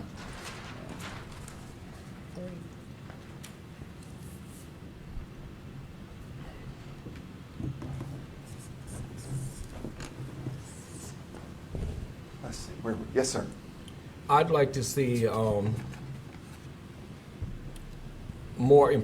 I phrase it as improving/building community policing relations with the community policing, particularly in those areas of concern. We've had within the last year a few areas of some firearm exchanged and drive-bys and so forth. And I think also just, building that relation, that community relation with the policing so that they feel comfortable and not looking the other way, but reporting things that they see so that we can improve these situations and not have this negative cast on Port Royal, so to speak, particularly in some of these areas. But you can only do that by building police relationships with the community. And I know. Agree, and I think that ties, directly to your neighborhood connectivity. So, totally agree. Yep. All right, I'm going to go back to maintenance of our assets, and we'll get more defined, establish a long-term funding plan for road maintenance, right-of-way maintenance. I'll stick with right-of-ways. So there, are we saying, and I'm just wanting to make sure I understand. Are we getting into drainage? Are you talking cutting grass? Are we? No, hard pavement, hard asset maintenance, Okay, so asphalt, asphalt, sidewalk, additions. and you're worried about town-owned, I'm worried about town-owned Not facilities. No, SCDOT. this is town-owned facilities.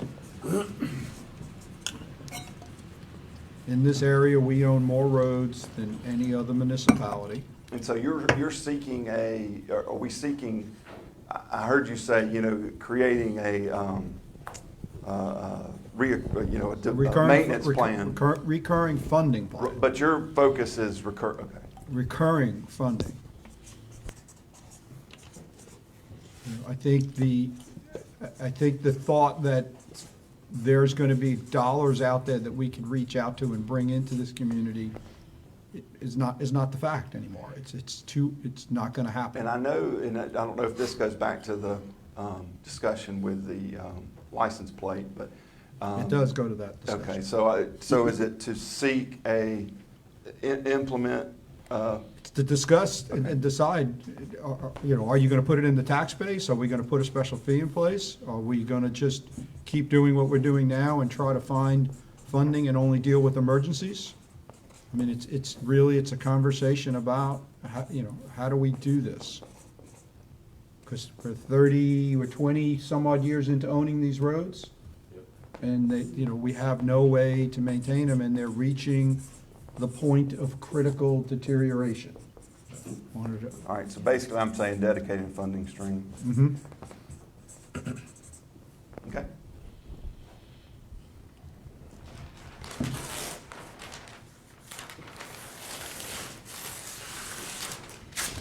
Oh, last page, we're done. Done, yes. We're done. We No go more on? paper. No more paper. No more paper. We've sharpened the pencil down to the last time it can be sharpened.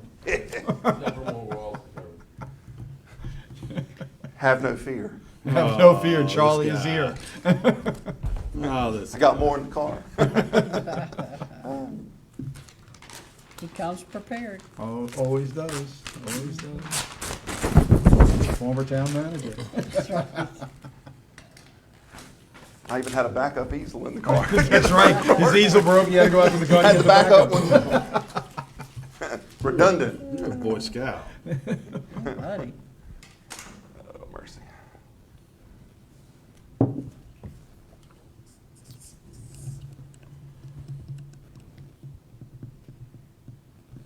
Did I skip a letter? I sure did. Y'all are not letting me spell. Should be H instead of I. Easy change, easy change.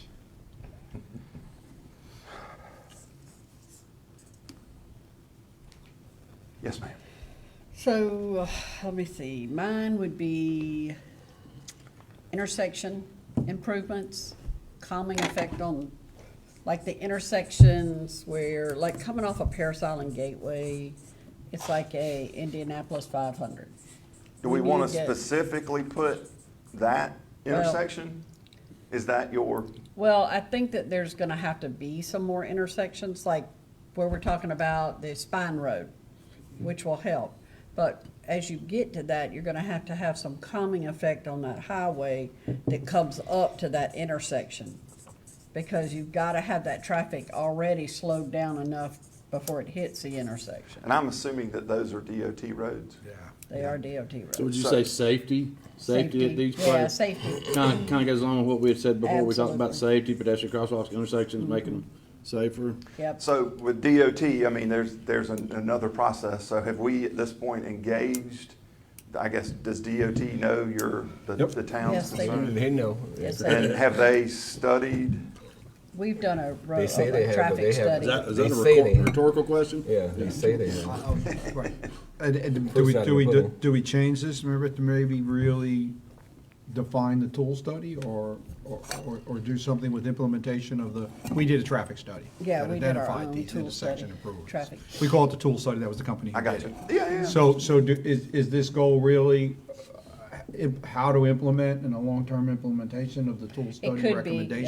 yeah, we could Does use that. Does Yeah. that work? I'm just concerned I about know. the safety and, the tool study helped a lot in helping us identify where we already thought we had problems. They confirmed a lot of that. Right. And I think that we've done the study. How do we move forward and Right. what do we do to get to the point where our roads are safer and the traffic is calmer coming down our main, you call them Well, arteries? with any study, I mean, hopefully now y'all have fleshed out, is there a priority in that? Okay. Yes. Yeah. And so is there Areas a Island target Drive. number in that? Is there a Revolt. budget? Did the study identify, They- 10 million? It's, yeah. Yeah, $10 million but did in it give you a projects. phase? Did it? They Yeah, were yeah. near-term, short-term. Right, Yeah. and the meetings we had yesterday, we met with Beal Engineering, who's, contracted, they incorporated the tool study into.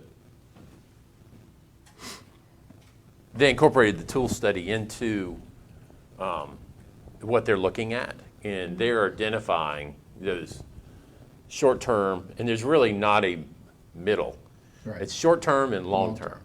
And they're kind of laser-focused on two right now, which are the intersection up near Paris Avenue and Parkers, and down near Drayton and Lenora right now. And then the long term is evaluating the totality of the tool plan and the totality of Rebo Road from boundary all the way. The entire corridor. Right. Could definitely. So, yeah, so those things, and how we bring Battery Creek Road into Rebo. Rebo. And how we address Spanish Moss Trail and Rebo. Right. There's so many of them, from Ladies Island to Yeah. Rebolt, from Pinckney, getting onto Rebolt, Paris, Lenore, Drayton, Edinburgh, all of those are. But y'all are kind of, you're really, I guess, a facilitator, really. So, because you don't own the road, but Right. you've got to engage Beaufort County, the DOT, money. Right. And so continue to push these. There's some really bad intersection, like the Drayton and Lenore. You know, we had talked about having right turn in, right turn out, because you gotta protect, there's so many accidents there. How And about we've the- had fatalities. The skate park, that little, And, by the Naval yeah. Hospital. That's what Pinckney, yeah, that's what I said, Pinckney Pinckney. Boulevard, yeah. It's a there. horrible place. But I think we have to start, I mean, we've done the study, and now I really feel like we need to start pushing and getting some of these things A done. lot of pushing, yeah, you're right, and a Yeah, lot well, of that's it going takes- on, a lot of that's happening, and it's just, you're right, but we gotta keep it on the, we gotta keep have to it on keep the it on the front burner. burner, simmering away and moving it along. Okay. Yep, Okay. thank you. So, Yes, ma'am. secure funding for the Spine Road. Definitely.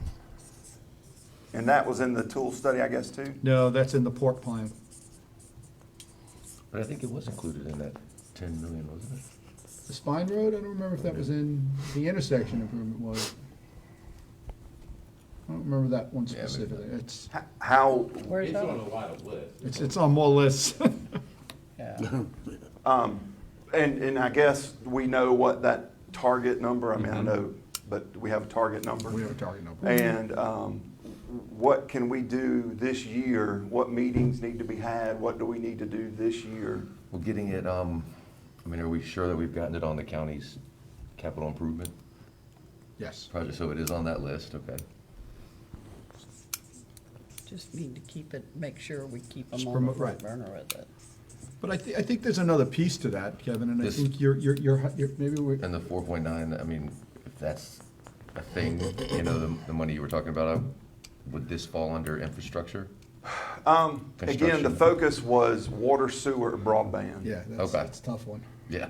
But we get water down there. But as I mentioned to you, there's significant billions of dollars that will be pushed through the federal highway administration and then down somehow to the state. So again, having these projects to the point that they're, you know, in the term with the previous recession that we went through was shovel ready. I mean, literally, if you're serious enough about this, and you know how much are we prepared to engage an engineer to begin design, I mean, that's, That's the piece I was just gonna lead to. What we really maybe should be doing here is, I mean, obviously we have to secure the funding, but I don't know that we have a commitment from the developer, where the heck the thing's gonna go, and if he's ready to move and design it. Yeah. It's just a concept at this point, and Yeah. getting money for a concept is much different than getting money Right. for a shovel-ready project. So maybe this, on top of secure funding, in the next year, we gotta keep that on the forefront, but what we really want is a shovel-ready project for the Spine Road. So get, it's really secure funding to develop the engineering. Right, right, Okay. right. And so maybe that's what we do right now, is just find some funding to design it and get a commitment from the developer that this is where, because you can't design anything unless they tell us where it's gonna go. Yeah, and right they've now been- it is just an you know, idea. It's we like, know it'll where, be we right know where here. it starts. Yeah. And we kinda know where it ends. But what And there's that 3 or looks 4 spots in the middle, we're not sure where the heck it's going, and you can't design any, it's nowhere near a shovel-ready project No, not at at this point in time, and that would probably be the best way to move this forward, is to have that Without a doubt. conversation. I mean, if y'all start, the way to get projects off the table is to get the engineering, I mean, Yeah. that, you're then in, you've got And money again, we in. have to be very cautious.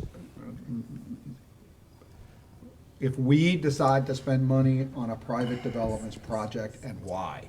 you know, because then others would come to us and say, well, you designed theirs, why won't you design our road network? So we have to understand the reason why, if we choose to do that, to move forward, and I'd be ready to explain that. My turn. Yes, sir. I think we need to keep it on our list, expand high-speed internet, fiber in the community, broadband. I think that always needs to be a topic, until it's fixed. One thing that I have learned through the pandemic is there's still folks in our community who don't have, and students who don't have the ability to connect virtually with school because there's not, and So that's, do we find that one has pursued the last of the grants that were available Well, for and internet? that was my question. So is there an existing, has somebody, and I would bet they have, you know, the state with the CARES money pumped in a ton of money for a full-blown study of the entire state, where there are spots of no high-speed internet connectivity. So have y'all dove into where those spots are, and do you have a third party or maybe multiple private high-speed providers that you're working with? No. No. Okay. So, you know, I would, is there one or multiple in the area? I guess CenturyLink? CenturyLink and Hargray are CenturyLink and Hargray. CenturyLink and Hargray, that's right. I have Hargray. I know this, as the parent of 3 high school students, when we were doing virtual, it was impossible to have them on their tablets and other devices at home at one time. And it caused a lot of frustration and anxiety at the dinner table. Yeah, sure. Are you aware of them getting any, I haven't looked at y'all, did they get any state money to implement any projects that you know of? No. One of those providers made a significant infrastructure investment in another area of the county, and it's driven by the amount of customers. They're going to spend their money where they get more bang for their buck. We're not quite there yet. So it may be first we want to do is research existing state plan. We need to see where the state is. If any projects have been identified in Port Royal, if any money's been put out there, and then you know, have these entities studied anything? Because again, if you're wanting to take some of the money, the 4.9 that we talked about, they're going to have really, you want them to already be at the design point. I mean, you want them to have already given a number, you know, we need $1 million to get high speed to these areas. So you really need to have all, so I'm hearing you really want over the next year to research what the state plan has, what areas are dark in the town, don't have high-speed internet, and then see where funding could be made available. And it's gonna take a year. Yep. Okay, good. I'm gonna go to stormwater. What did we? Oh, did I skip you? Did you get skipped? That was his. He's going stormwater. You got stormwater? No, but I wanted to piggyback off of He's a gonna do it project for you. that Van mentioned earlier, also definitely in regards to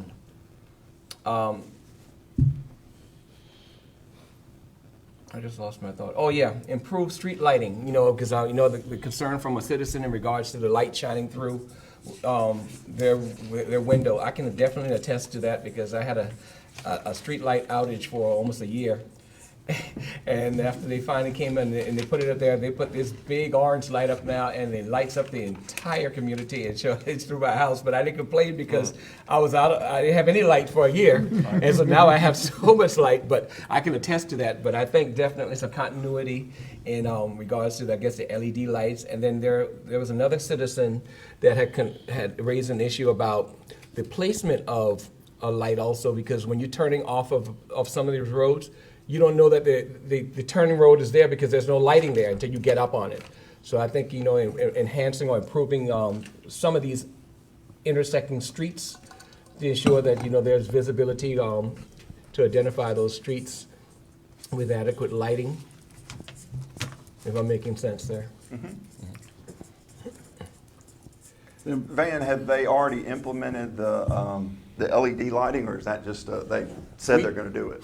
Yeah, we've signed the contract and we're somewhere in the, in the But it queue. hadn't been, No, No, it it hasn't hasn't done yet. started. so maybe that will be some improvement. But what I'm hearing you say is that you're wanting Dominion to also look at where there may be some, Placement of some of these poles or lights, yeah. yeah. And so I don't know how y'all go about, identifying that. I'm just, the simple way that we did it in the municipality that I work for is that we would have our police at night to drive and realize, you really want to That's have what a, ours is supposed to be doing. you really want to have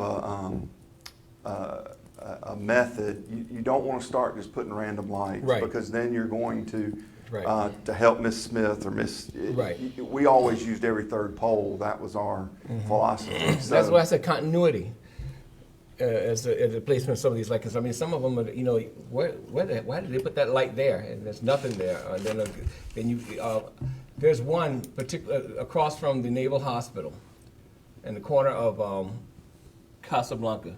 There's no light right there on that corner, but then you go down about a couple blocks, and there's a light down the street. And you always get into the issue, some of those are actually being paid for by the residents.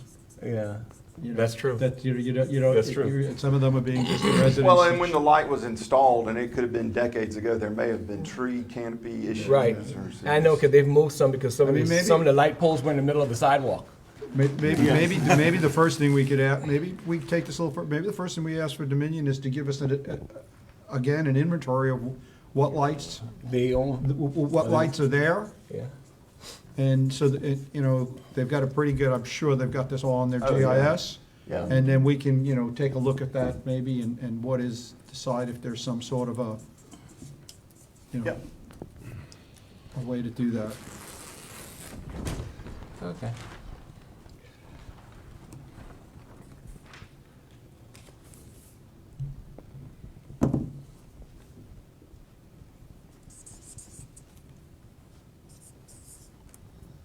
Stormwater. Stormwater. Oh, So- man. Oh, darn. We had no idea Joe was going to stormwater. It's all about the water. No, let's get specific. So really what we're talking about is town responsibilities in the stormwater, in the open ditch swales and outfalls, and putting together some sort of a maintenance plan that we know, what's it gonna cost us to maintain these? What do we need to do so that we can do the maintenance on those? Do y'all have your own storm, or do the fees get turned, who manages? We have our your- own. They come back to us. We have our own. We have our own. And I could even take it a step further, is saying, I'd love for them to be available on the GIS map and say, here's our outfalls, here's where they are, here's the So maintenance. you plan. currently have your outfalls digitized? Or? We did at one point, I think we've worked with the stormwater utility on a study, but I have to dig that up. But it's not on, but ours are not identified on the current GIS maps that we. I don't think so. Yeah. And we partner obviously with the county on the GIS. Do we think that, every development that's occurring, every new development, I'm assuming, are they required to submit a digitized electronic drawing to Beaufort County that's then uploaded? Yes. They probably are. But you're not sure if your existing plan is getting all that tied together? Correct. All right. Well, the so problem is these are systems that we don't own. Some of them we don't own, right? They're It's unattended. DOT, Some are DOT, some of them we do own, because obviously we own everything that's within our right of but you're, ways. Yeah. I guess you're not responsible for their point discharge, but you're responsible for the whole.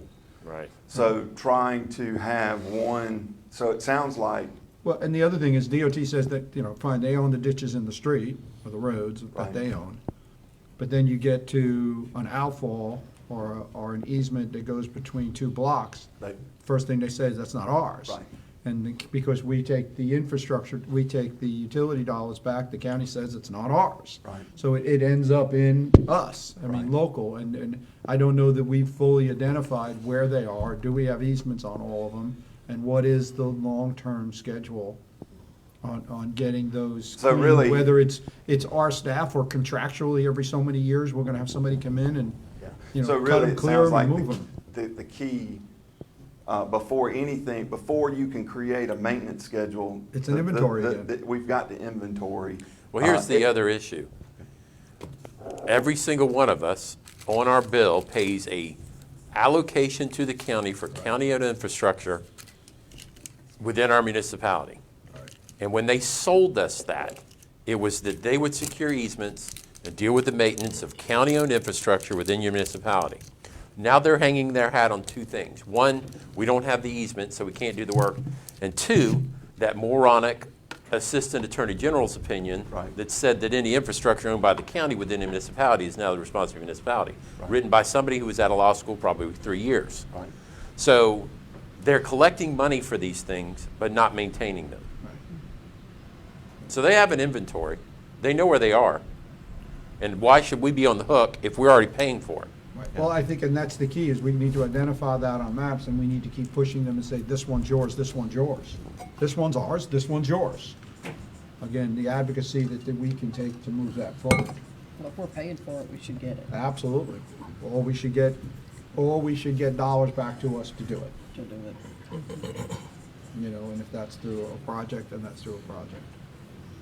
You know, it's. So, but do we need to identify some type of a funding? I understand the county issue, but some type of line item. The stormwater utility fund is already in place, and the money is coming to us. So somehow in 2021, 2022, identify a funding that pulls this and gets it in a unified place. Because it sounds like that's not there now. When I say that, I'm saying that has a digitized map that inventories everything. Yes. That I agree with, yeah. I mean, we've done great things with the stormwater dollars that we get, great things. But without that Right. base map, Right. you know. But I would also love to be able to know that if we decide to, simple as can be, clean and maintain these ditches and outfalls, You want I them to still do it want on to a have these recurring. capital dollars to fix these capital issues, or vice versa. I don't want to put something towards a capital project that's going to say, well, now we can't maintain something for 5 or 6 years. Right. And we all know what happens in this world. If you don't do it, it gets much harder to do it later on. Right. It's easier to maintain than it is to restore, as we understand. And that's why we, this council, and with Van's help, decided that we have a maintenance plan now for the Cypress wetlands, so we don't get into that Again, with all that. 15, full- 18 years later, we had to spend $500,000. Right. We can keep it maintained a little bit slower. So that's where I am in my head, so that we Understand. know what to do. And Yeah, I think there's- all of these things, you know, ultimately, when I talk about the roads, and it makes people drive through our communities and drive through our town, know that it's a well-maintained place. It looks good, and I want to live here. I want to move my business here. Right. You know, there's an aesthetic side to this as well as a true maintenance side to this. It makes people feel they want to be here, and that's what I'm going, Understand. that's what I'm going for. Yes, sir. Yes, ma'am. Safety in the community, surveillance, some of our areas, we still need to continue to do that. Are y'all currently deploying camera systems out into your neighborhoods, or do you have any? Do you have a current backbone of infrastructure? Or, I mean, do y'all manage cameras, Van? Do y'all have your own? No. The cameras that existed in The Sands. now Sands. are part of the intelligent traffic system that's managed by Beaufort County. And they're only on your major corridors. Right. We have The Sands Beach. the Sands Beach camera, and then we're getting ready to do another Skateboard. one at the Skateboard park. Yeah. Because of Port of Travel.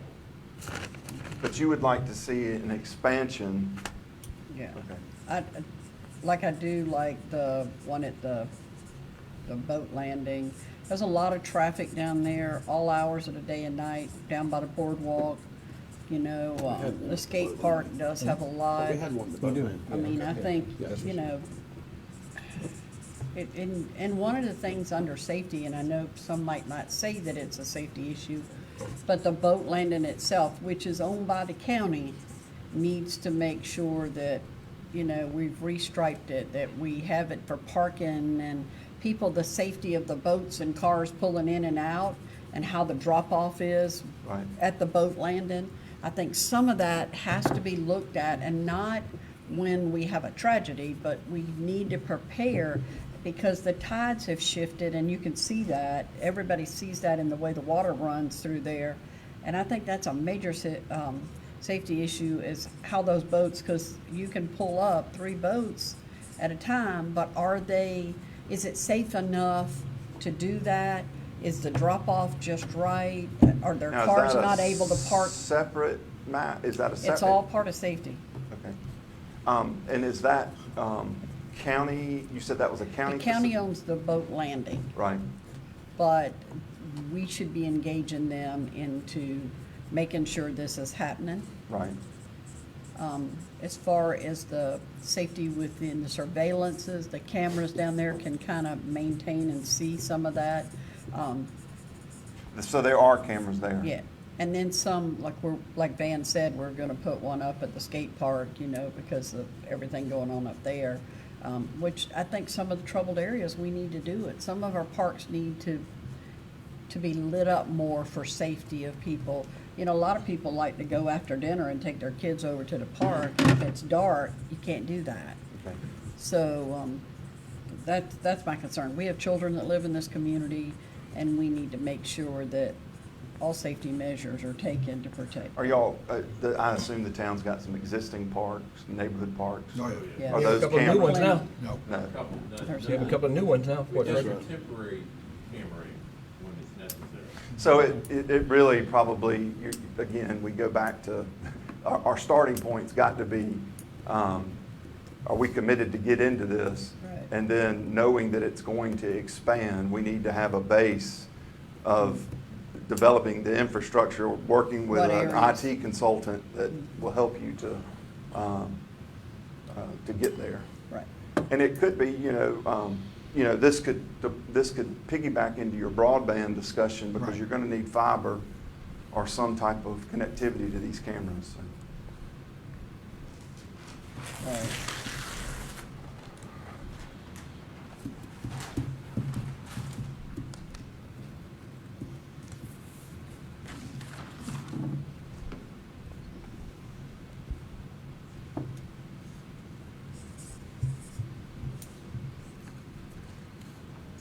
Hope that came across right. Yeah, it's, Yes, sir. Yeah, this is something we can work on this year, is just getting back, and we did such a great job of it before the pandemic, by just attracting, promoting social events that we used to have, doing them safely in a responsible way, but outdoor events, just getting back into what does that look like, and Norm.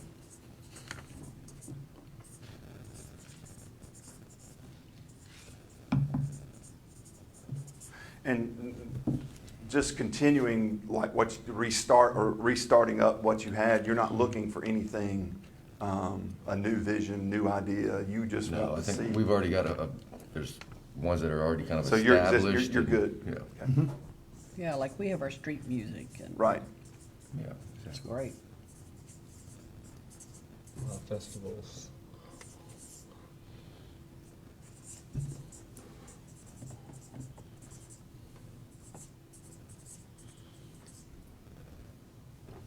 Okay. Yes, sir. That's right. And Joe took my stormwater. It's a big one. Right, a big but, one. and I'm getting low on my list, I know there's a lot of things to do, but I think we just continue to get back to the basics, the blocking and tackling, the minutia of what we're here to do, and continuous improvement with the quality of life issues that our residents call us about on a daily basis, and that's, trash pickup, recycle pickup, codes enforcement, cars parking on sidewalks, lots not being mowed, trash being dumped, piles of trash being left here, white goods being left here. So the basic quality of life issues that cause a lot of heartburn. We do a great job with those, continue to improve those, and it's a continuous improvement on everybody's part. The appearance of our community, the appearance of our neighborhoods, cars blocking sidewalks, yards not getting mowed, dogs barking, trash not getting picked up. And do it equally and do it throughout. Because I think we all know that we hear from some areas and they feel like that it's not fair and equal across the board. And just ensure that we are giving fair and equal across the board services to everybody. And this really is driven by communication issues. Do y'all feel that that you're communicating, and again, you have to balance with the size and the demand of the staff, and we didn't have this in Greenwood, but many have gone to the app systems and other types of, online-based systems that communicate. Civic engagement application. Yeah. And I don't So know is that something that y'all? I don't think we're there yet. We have a good way to report things by email, and we try to use that, but we don't track it. Is that something that you're wanting to see, or? I don't know. Maybe it's a discussion. Maybe There's it's an app, it's called Beaufort County Connect, which covers us, that does track when people, the problem is people don't know how to use it. right. When anything comes into that system, it immediately hits my desk Right. and the police chief's desk. Sure.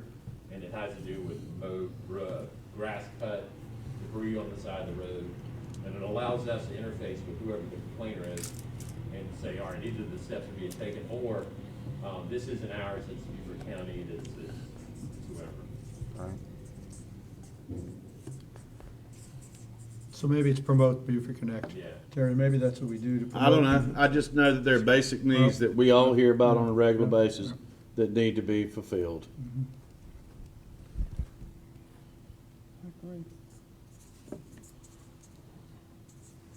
And I'm out of. No, I understand. I'm just trying to, Yeah, no. develop something that we can. For the purpose, just to keep, let everyone know, we are running behind. Have we notified Brooke, department heads know we're running behind? We're good? Not that we're rushing anybody, but just, we did have a rough kind of timeline. And, because we had to, the way we have to do the meeting, we kind of scheduled people in and out. Yes, sir. And we filled up a wall, Charlie. Yeah.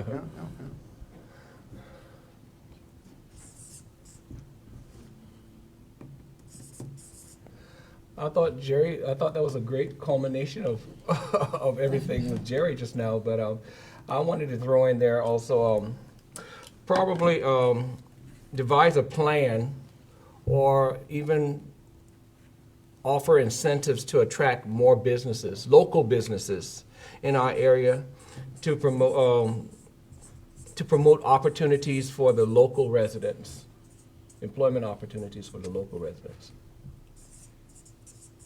We don't have to travel so far.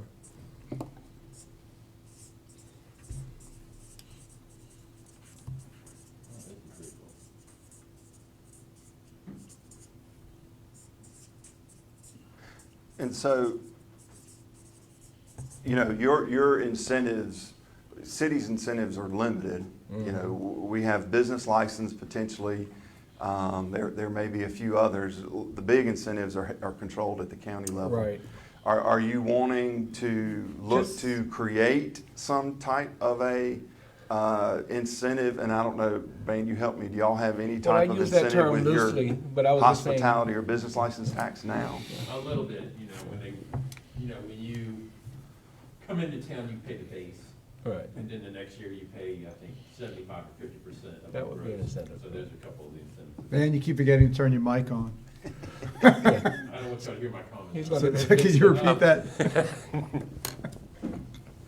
So when you sign in, when you open a business, you pay the base for the first year, which is. And a key with incentives too, and this really ties to F, where were economic we? development, I think it's F.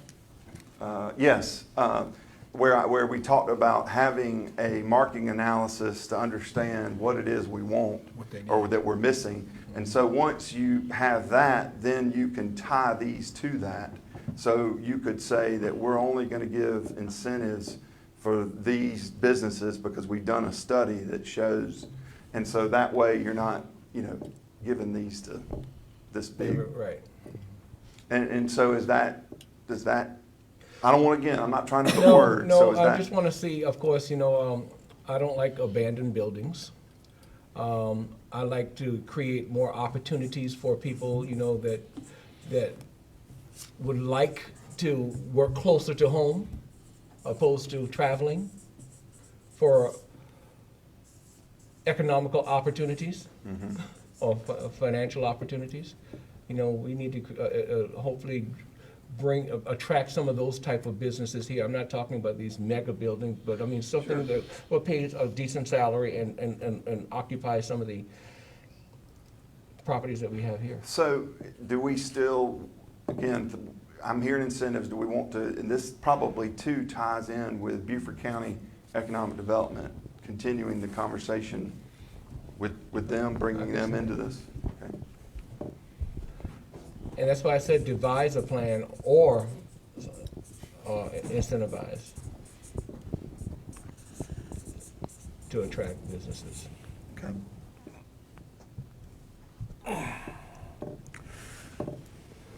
That's kind of broad, but still. Sure, no, that's fine. I'm good. I think the list is comprehensive at this point. Okay, Good job. you're good.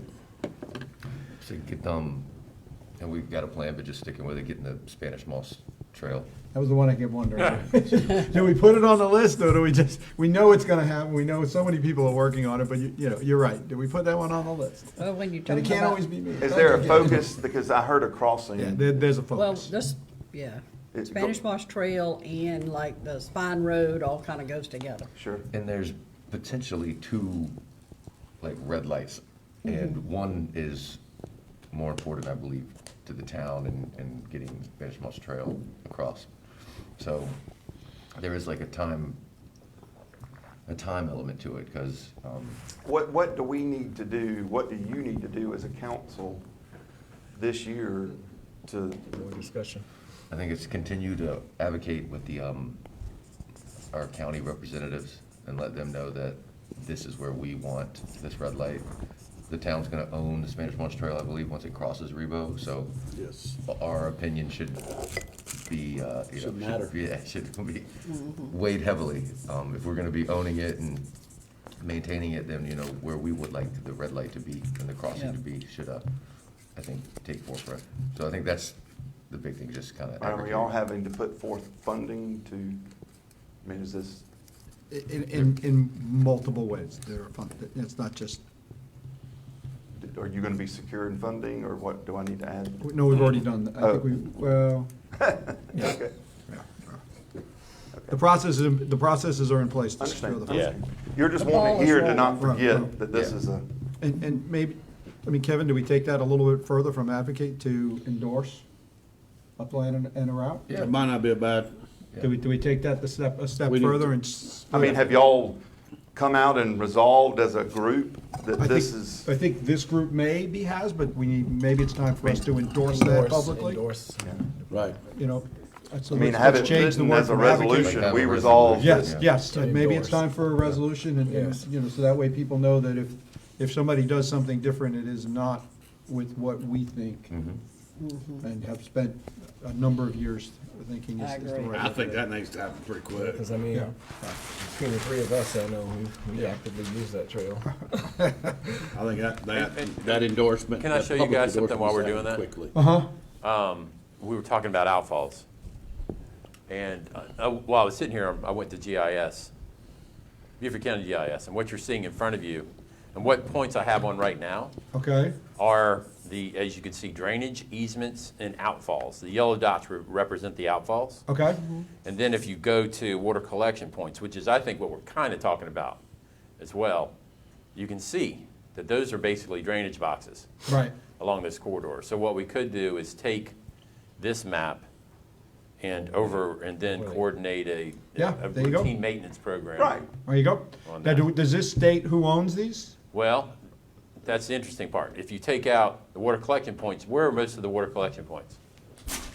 In the The state DOT road, On the state DOT. on the state DOT road, they're Right, just. so- they- And I'll be honest with you, right now, in your current landscaping contract, we do some routine maintenance on roadside scraping and cleaning those things out. So that's kind of happening already, but you take the water collection points out, you can see your yellow outfalls. Right. And so there's, But and then you can, if you take out the SCDO BMPs, you can see how the map kind of scales back. Good. And then, I'm sorry, Charlie, I hate to interrupt you. You're good. And I went and checked this, and this is your map for broadband. This is Yes. from the broadband viewer. Just to give you an idea, that's obviously downtown, and you expand it out, and you can see, and the green represents served areas, and the blue represent not served. So, interesting map. Yeah. Look at those dots be in all Port Royal. green. Look at those dots in Port Royal. Shouldn't be all, I mean, we would want it to be all green, right? You would like to. Yes. I think there's a blue one right over your house. Exactly. Yeah, that's right. Yeah, zoom in on that area. Let's see that. And then you could do like some fool did 2 days before they started virtual school and cut his line with a shovel. I don't know who did that. Oh, wow. That'd be me. So, just to be, was the Spanish moss, or were you good? Kevin, was Spanish moss, did you take Spanish? No, Kevin did. Kevin Okay, did. okay. You got it. Spanish moss, So you're done? I'm done. You're done. Mr. Darrell, you done? I'm done. I'm done. Anybody else? Cooked. Okay. We're good. I think we got a good. All right, we got it on the wall. So now, this is the point, if we need a quick break. I think we do. Okay, very good. I know, I do. So, Gerald, I can go eat some more. Okay, we're gonna go ahead and take a quick 5-minute break. Remember, when you're moving around the room, please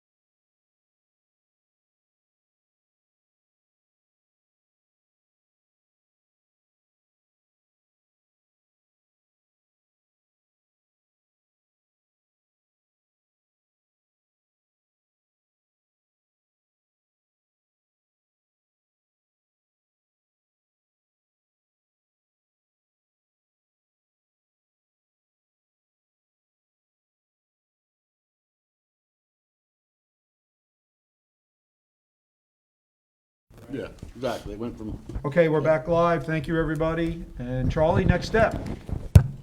Yes, sir. Mr. Mayor and Council, so now this is where we begin ranking our goals, and so we're looking to get the top 3 must do, top 3 should do, and top 3 could do. So right now, you're wanting to rank 1, 2, 3, your top 3 goals of those that are listed. So you'll have to mask and then get up and look at those goals, or if you can do it from here, if you can read my handwriting.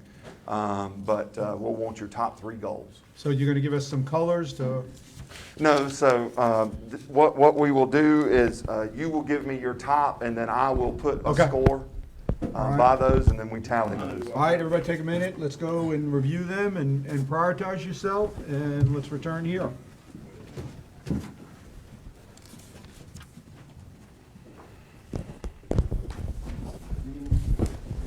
No, I do. Yeah. You just get right. All you need to worry about is your top 3 goals.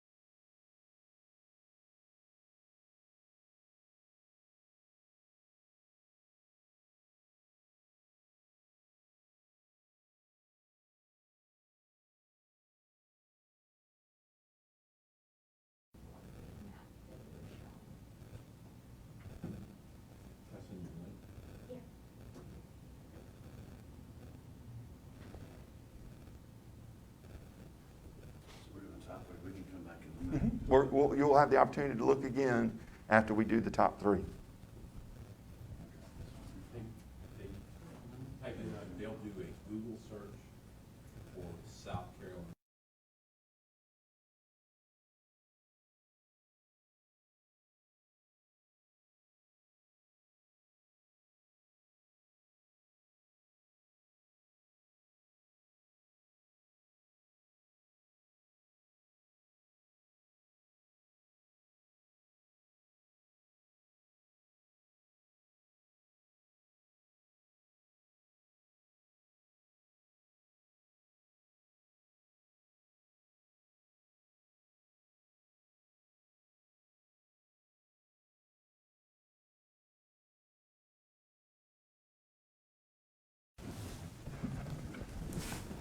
All right, Councilman Ashmore? all 3? Yes, sir. Mine were AKM. All right, so your number 1 goal is A. Yes, sir. Okay. And your second? K, Yes, sir. M, And M? Okay. Councilman Owens? A, A?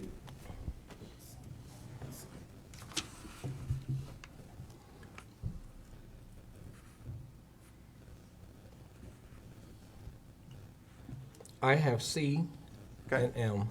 C? And M. Right? M as in Mary? Yes. Okay. Mayor? C, H, M.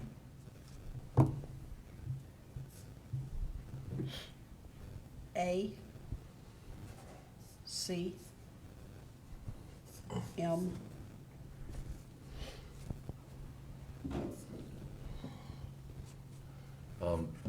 FEC. F as in Frank? E? Yep. And C? Okay, so I'm seeing your number one goal, well, you got a tie, so, which is fine. Remember, we don't break ties, so we'll put 1 and 1 for your top goals are sewer. And again, we talked about working with the Water Sewer Authority, then citizen engagement, and then I'm showing stormwater. And then standalone 3 would be economic development. And I think that ties good. All right, so we will remove sewer, citizen engagement, economic development, and stormwater. And so now, with those removed, you now want to select your next 3 goals. These will be your should do. And if you need to get up to do that. I did them already. I've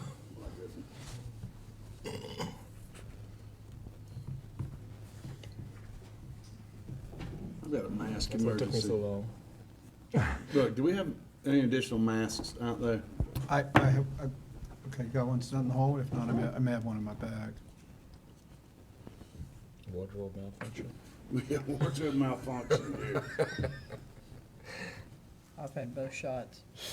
Thank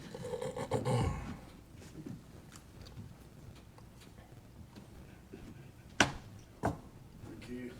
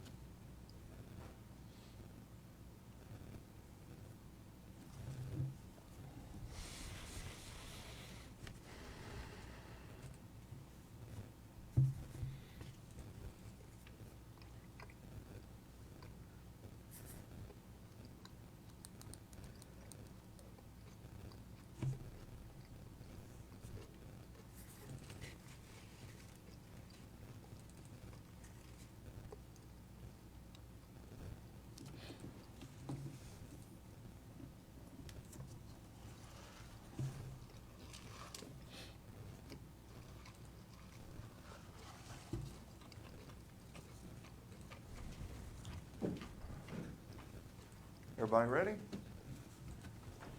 Seeing some thumbs up? Mr. Ashmore, you want to kick us off? Okay. K? R. Ooh, gotta go way over there. Okay. N. I'm sorry? N. N? N. Okay.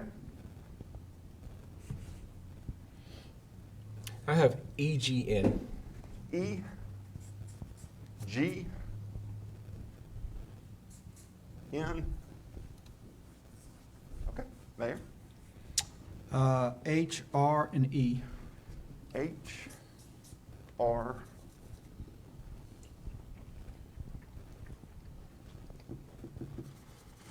And E.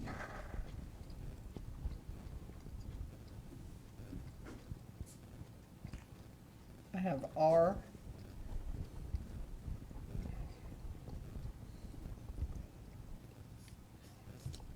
N, and D. B? D. D. D is in dog. Yes, sir. B, E, K. B? B, yes. E? Yes, sir. And K. Okay, so looks like Spanish Moss Trail, am I right? Yeah. So that's gonna be one. And then, looks like we're gonna have some ties. Looks like port development. There's two. And then, these three are gonna be tied.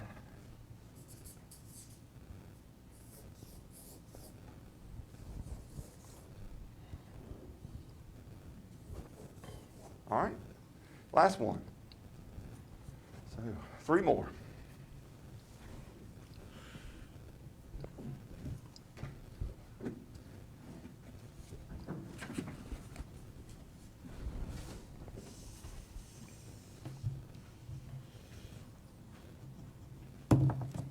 This last one.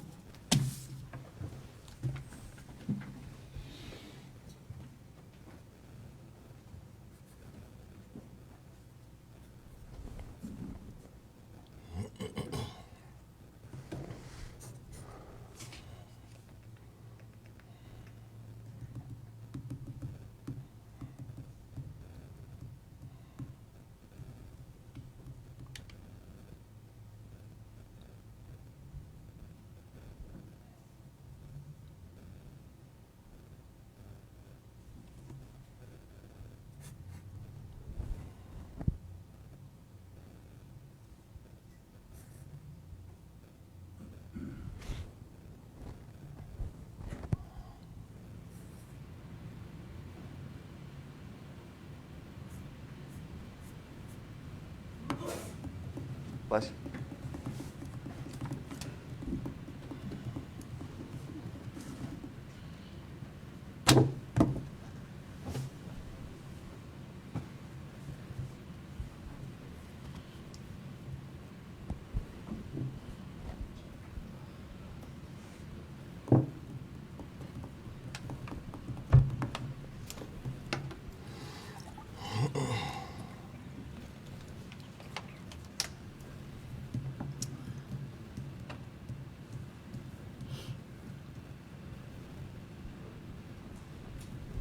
All right.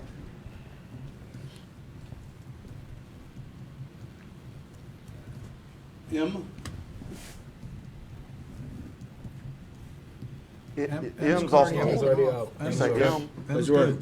good. B, so B's number one. yes, sir, I'm sorry. That's all right. Okay. G, Yes, sir. H, Okay. I have BLQ. B, L, Q.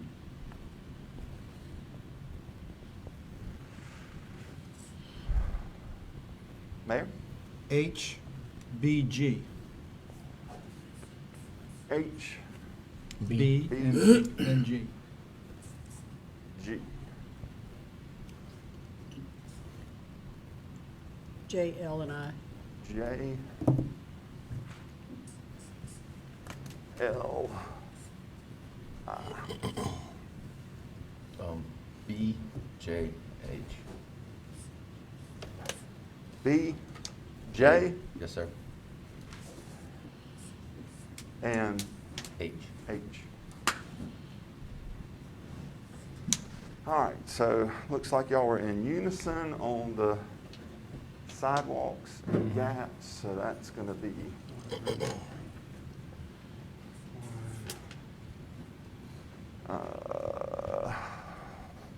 Do we have a tie there?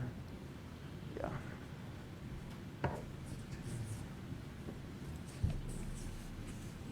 And then a tie on these. And that's fine. All right, so now we've got those organized and we will get those typed up. Welcome to some, we see adopt that as a resolution almost to set the priorities as you move into your budget, but trying to think about if there's anything else I can cover for you as far as the setting of the goals. I think we are done with the must, should, and could, and do. And then at some point, we'll have some, do those on boards that we can post them in like we've done in the past, I assume. That seems to be pretty helpful and a good reminder that guides our meetings often. Very good. Charlie, thank you, as always, for your guidance and helping us Quite welcome. stay Always. organized and stay efficient on this Always task. glad to be with you. Stay on point. And stay on point. Thank you, Timing, Charlie. timing has gotten a little bit off, no problems. We got plenty of time to work with things. We've already kind of reached out to the department heads to kind of push them back because we do have some kind of hard lines with the HPRF and the Friends of the Cypress Wetlands starting at 11:30. So we've got about 10, 12 minutes here that we can do something, so we can go to topics for discussion. And if anybody's got one in there they would like to take up and talk about now in the next 15 minutes, we can certainly do that. I think that, Is there some just ones we can just kind of, we feel like might not take as long that we can address? I mean, like virtual meetings for the future. We've talked about that. I think we're all in agreement. right, Just so, finding a path to do that, right? right, and I think, and it's a good time while Sean and the staff are here, virtual meetings for the future, I mean, bringing this group back together, and that's another topic on its own. But when we say we want virtual meetings in the future, we want the ability, make sure that Sean hears this from us, that we want the ability for people watching us virtually can see us, obviously, and if one of us has to do it virtually, that we can see who's in the room and the rest of our council and council members and staff. So that's I think what we're talking about. That, yeah, and the ability for us to vote virtually. Right, We're good with that. yeah. And then how far down do we want to draw? We bring it all into our commissions and boards meetings? I think, I mean, like anything, I think Kevin said it, Kevin, I think you said it best one time. I think I heard you say that the face-to-face for commission and boards is, we certainly don't want a commission member or board member solely going virtual. So, Right. you know, do we leave that up to the boards and the commissions to set how often or the reasons for that? Or is that something that we want to set on this level? There may be extenuating circumstances that may prevent someone, if you're not feeling well, you wouldn't want to be in there. Right. So, you know, once a year, twice a year is fine, Yeah. you know, type of scenario for boards and commissions, but obviously, we strongly encourage there, and, you know, remember, we appoint them, so we always have that ability to get back and talk with them as well. And I think the same holds true for us, if any of us choose to do it, I mean.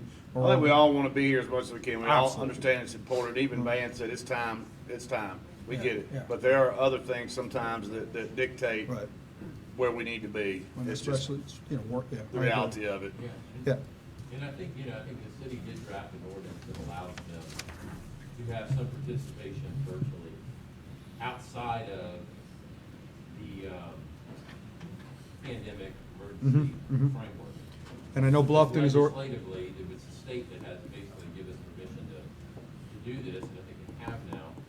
And I think what all of us have identified is that it's nice to have the option, if you have to work out of town. but still wanna- or if you're not feeling well, and you still can participate. Um, Yeah, but you're right, but where's the bright line? But we all need to understand, what does that entail in terms of the scope? Is that gonna require this setup in all of these meetings? And if we're considering extending it to boards and commissions, what's that scope and what's the cost of it gonna be? Right, and I think that's, what we're asking staff to let us know at this point, and how do we address, how do we bring that forward? That's fine. I think, you know, and ultimately, we have to think about the board and commission aspect. That'll be that could be Yeah. not as elaborate, obviously, as this, in that way, but that's what we need to be discussing. Do we think we can, we got about 10 minutes? It's fewer of them, so they can hear it. We got a few more minutes here. Concert series. Can we dive into that conversation now? Do we have time to do that? Well, we've already committed to July 4th, That's right? good. If everything keeps moving forward as it has, July 4th is committed and moving forward celebration. July 4th is Saturday or Sunday? It's a Sunday. So that's moving forward. So we have 2 concert series every year, spring and fall. What are we talking about? What are we thinking? Obviously, we couldn't do it in the spring. That's upon us. I don't think. I've talked to the booker, and they've got acts that are anxious to work. Is that May 8th? I think that's too soon. Yeah. My gut tells me that's not enough time for vaccines. I mean, they've just pretty much opened it, May so that's gonna take a May little while. seems soon. May seems soon. Outside of mask. I would say fall. Let's strongly encourage the fall and maybe expand it, maybe add Start another earlier one. maybe like, Add another one in, Midsummer if yeah, things late go summer, where early they're fall. when do we use it? When is our fall series usually? September. Can we start it in fall? Is it too hot? I mean, is it? We do, we start in September, I mean, that's when we do it. So, yeah, I mean, we always try, you know, one of the biggest, when we coordinated this, what we were doing is trying to find open weekends, so that we didn't conflict with other events in the surrounding areas. But, you know, September, I think, is safe, for sure. Can we do September? Is there, and I don't know, because we've taken a break off the past couple of seasons, is there some way we can make it even better, or some act that's even bigger, or some way we can kind of, hey, we hadn't done this in a couple of years, we're gonna make it really extra special this year? I don't know. I'm just Yeah, throwing that out You're there. absolutely right, and And Brooke was just telling me, August 7th is the first official fall date. oh, Yeah. Well, I'm just saying, is there an act we could get, or is there So- this, we get something to make it? I mean, that's all budget driven, you know, you start, you know, you say you're going from X to Y, that changes. right. Let's go. quality. But you've got, we did budget for spring and fall, but we're Yeah, gonna there's be some in a that we- new budget cycle, You've got some wiggle. but we're gonna be in a new budget cycle. We're gonna be in a new budget Well, yeah, cycle you come will fall. budget for it. Right, we haven't budgeted for fall, that's gonna be in the new budget cycle, so that's certainly, I mean, adding another weekend and adding the first weekend of fall, because it sounds like that fits, is what we just heard from Brooke. August 7th is the first date for the fall concert series. Now, the only other thing is that I've noticed a lot of the spring events that we would be having have transitioned to fall. So, they're taking a lot of the fall dates for us as well. Well, I still think if we do it, if you build it, they'll come. I Yep. mean, So you know, first we one- gotta have the Zydeco Hellraisers. That is a big act, and that brings a lot of people down here. The other, we've been talking about the location of it also, it's kind of been back and forth, and I was walking around here the other morning thinking about that, and Van, have you ever looked at doing it here? You know, basically where the gate used to be for the port entrance, being that the stage, and using this whole big parking area behind the town hall, and up in here is the seated area, and that We keep, haven't, and I'll tell you why we need to think about it. think please. The piece of property that usually gets occupied by golf carts and trucks for parking is under contract. Right, so that's why we're thinking about moving it, and this brings all this other parking into play back in here. So my only concern, I know we've got a little park back here by this tree. Don't we own that? Isn't that like a town park actually? Yeah, it's a little, the Magnolia. Right. Magnolia. But I know that that's a very wet area when it rains. It holds water, that the curb and gutter and all that stuff right there. Just something, I mean, I'm sure we could push the water out and do something, but that's something, if we get a rainstorm, there could be water sitting back there. Yeah, but we're not gonna be able to be on that property we used to all I sit understand, I on. heard that, I Yeah. understand We that. can- You know, we can make some accommodations, and the owners may allow us until they get something. Yeah. with their contract. That's just for the, that's just where the golf carts park. That's just where the overflow, everybody's in the streets over Yeah, there. yeah, yeah.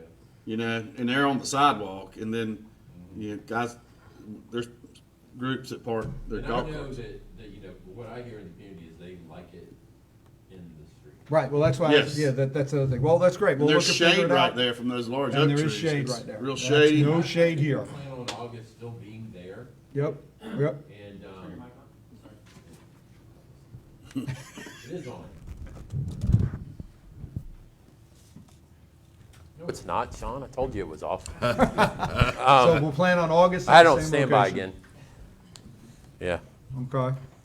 So August. So that's the concert series. And then the other thing is, when we say events, we're talking about other people bringing events to the community.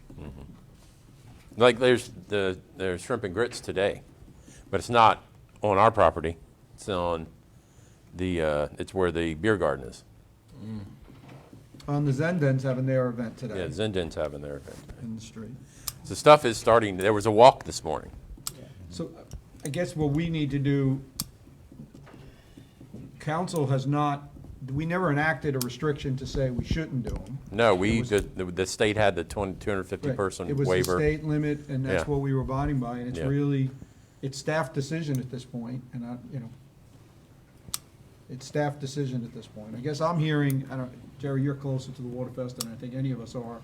I'm hearing it's most likely gonna happen this year. It's a go. The Waterfest to go. If there's gonna be some things that don't happen, like, that we're kind of working through the details. Okay.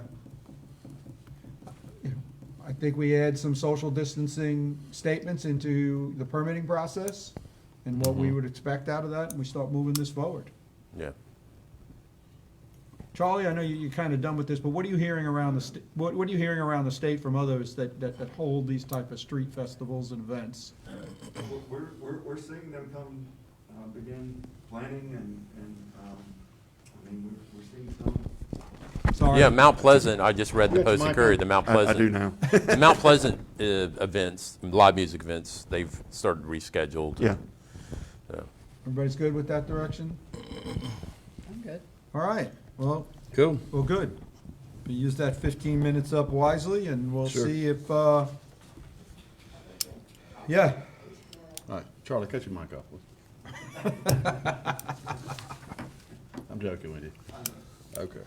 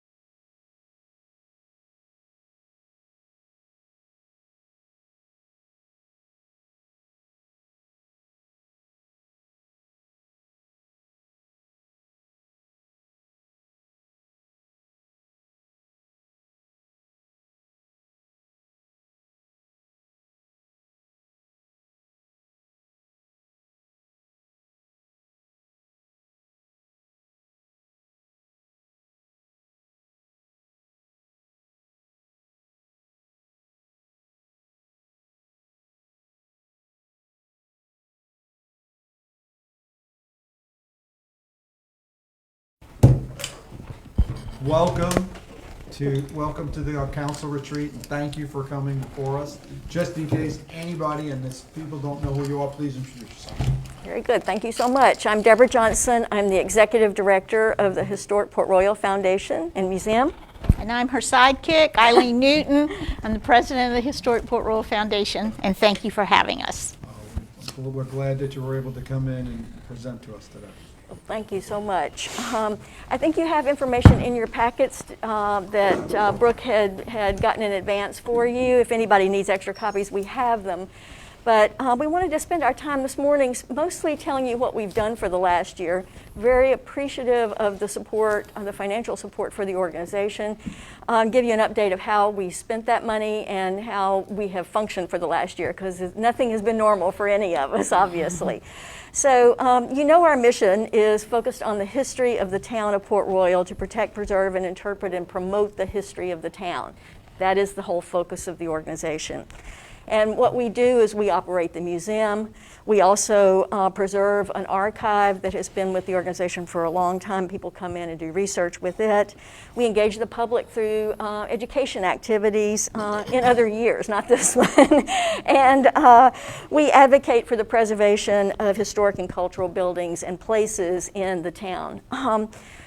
During the last year, some interesting things happened. When we came before you at your last retreat, we were in a transition period, obviously. We had not even had a year's operation in our new facility after moving from the church over to Harbor Village. And we were hoping that this year was going to give us a nice benchmark year, but that didn't happen either. But we did have a good year. We had close to 1,000 people visit the museum this year. They came from 38 states and 3 countries. And so our mix is coming out to being about 60% tourists and 40% locals. So we still have a lot of interest from local people, but we have a lot of people who are coming to the area and visiting and finding us. In fact, I had someone came, we opened just for them last night, it was her birthday. Someone came just because they had seen something about the museum and wanted to drive over to celebrate her birthday and walk the Cypress Wetlands Trail and come to the museum. So we're getting a lot of interest.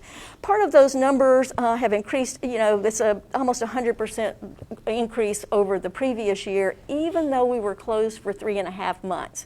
So we had to close for 15 weeks based on the governor's orders because museums were one of the very last things that were allowed to open. And so when we did reopen, we opened in July just on Saturdays until we could kind of make sure we had things marked off. How everybody was trying new things, trying to figure out how to make it safe. And fortunately, we have 2 doors you can open up. But after July, we went back to our 3-day-a-week schedule, which had been new. We had only been open 2 days before. So right before the pandemic, we had gone to 3 days. When we got settled back in July, we went back to 3 days. And then for the Christmas season, we opened back up for 4 days, trying Sundays, and found that Sunday was a very popular day. So now we're open 4 days. The Sundays continue to be a popular day. So we're open Thursday, Friday, Saturday, Sunday. And our goal, of course, is to get to a 5-day operation week in the next year to year and a half. And that's dependent solely on volunteers, and we've not had as many volunteers in, obviously, because of COVID and we've had to restrict the number of people in the building. So the hours have increased, the visitation has increased. Museums exhibits. We did update some of the exhibits. I know most of you were in the museum for the porch party a year and a half, however long ago that's been. 2 years ago, yeah, I guess. And so we have updated some exhibits. We had the opportunity to get some new cases from a business that was closing. And we had put in our strategic plan that we wanted to do new pop-up exhibits in that central front gallery space so that there was always something turning over, there was always something new to visit, and to make sure that the visitor experience was a good one. And so we did get an ATAX grant from the county to put together one of those exhibits, to research it and fabricate it. So you'll be seeing that this year. That money just came in. We were trying to do 2 a year, and so we may be able to do the second one. Membership has increased. We 100% increase in membership. We've moved people up in different levels, and we've cultivated business members this year. And we're so grateful for that just in this time when people are having to choose carefully how they invest their money and what they do. So I think that's a real plus for us and for the community and the town.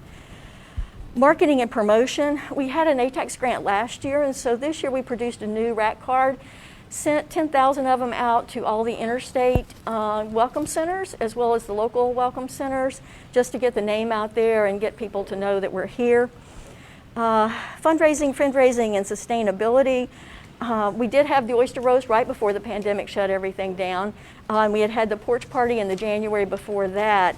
However, after that, we really haven't had any activities that were group activities, so we haven't been able to have membership meetings, which keep a lot of people engaged, or any of the other things we had planned for last year.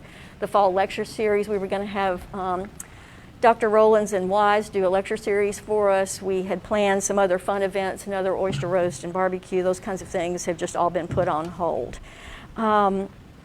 We did kick off a scavenger hunt. Some of you, I think, participated in that. So we did kick off a scavenger hunt as an outdoor kind of fun thing to do right before Christmas.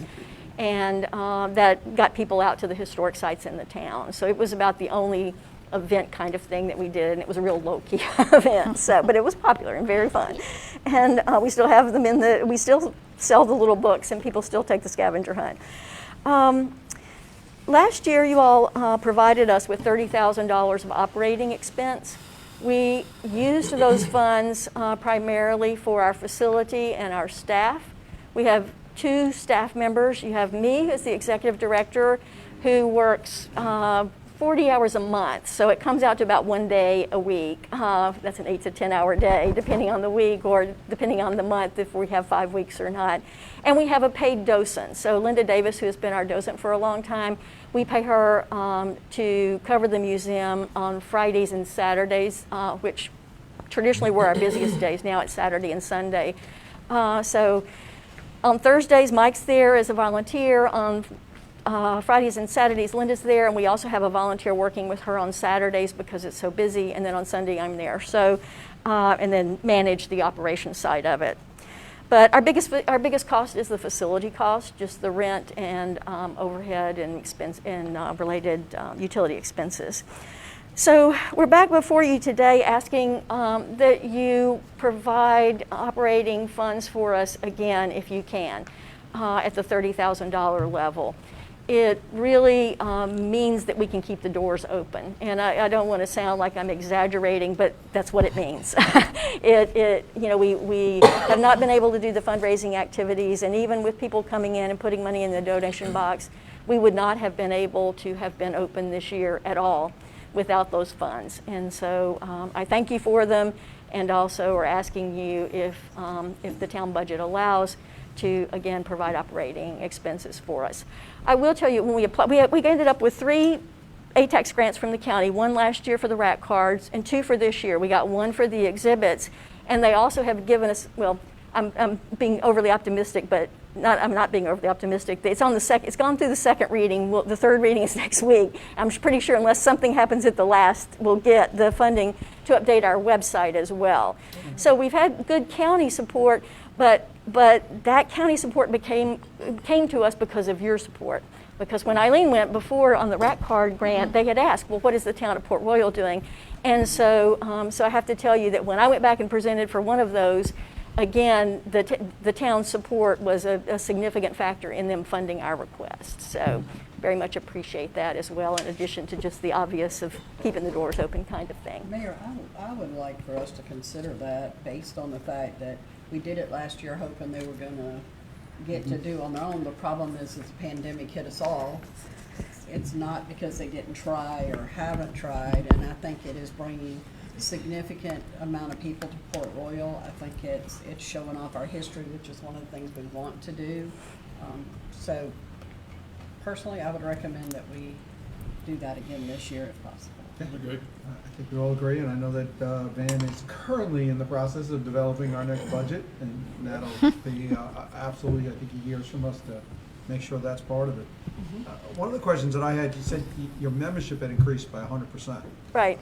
And I'd love to know, where are the members coming from? How many of them are literally Port Royal residents versus how wide does that get? Do you watch that demographics in that way? I would say that they're probably, and Eileen, you help me on this one, I think they're probably 90% Port Royal residents, 95. Now, there may be a few people, I know we've got members that live out on St. Helena or live in Seabrook, but most of them live in the town and live in the town limits. And so, Or are from the town. or from the town.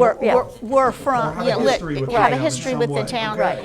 And that, when the museum, when the church was sold, and we went into kind of hiatus for a little while trying to find a new location and determining what we were going to do, membership went just practically to zero. I think we had 5 of us, Mike and myself and a few others. And we weren't doing any membership drives. We weren't sure what was going to happen. So we literally started from scratch, but we had a wonderful response to our reach out to prior members and to new members and to the new folks that are moving into town. We are seeing a lot of people who were not members before. The first year, what Eileen's saying is what happened. People kind of came back when they saw that the organization was going to survive, and we had this new museum. this last year, we've gotten a lot of new members, people who have never been members before, as well as the renewing and people coming back. So And that's businesses. been nice. Council? Is there a way that you can join membership electronically, or do you have to physically send in a check or? You have to physically send in a check or come in with a credit card right now, but our new website, if we get the third vote from county council next week, we're thinking that's going to be a quick turnaround. The skeleton's there. We just need we just need to hire the people with the talent and the skill to bring that up to date, because if you've looked at it, it's very sad. And to bring it up to date, but to also give us online options for joining, donating, purchasing mugs or whatever it is that we can do online, but soon, very soon. Okay. And the membership is still 25? It is for an individual and 40 for for a family, and business membership is 75. We also had some businesses this year that helped sponsor the scavenger hunt, so they got a little ad in the back, and they got a business membership for the year, as well as the ad for a few extra dollars, and so that was nice to see too. A lot of those members would have been new.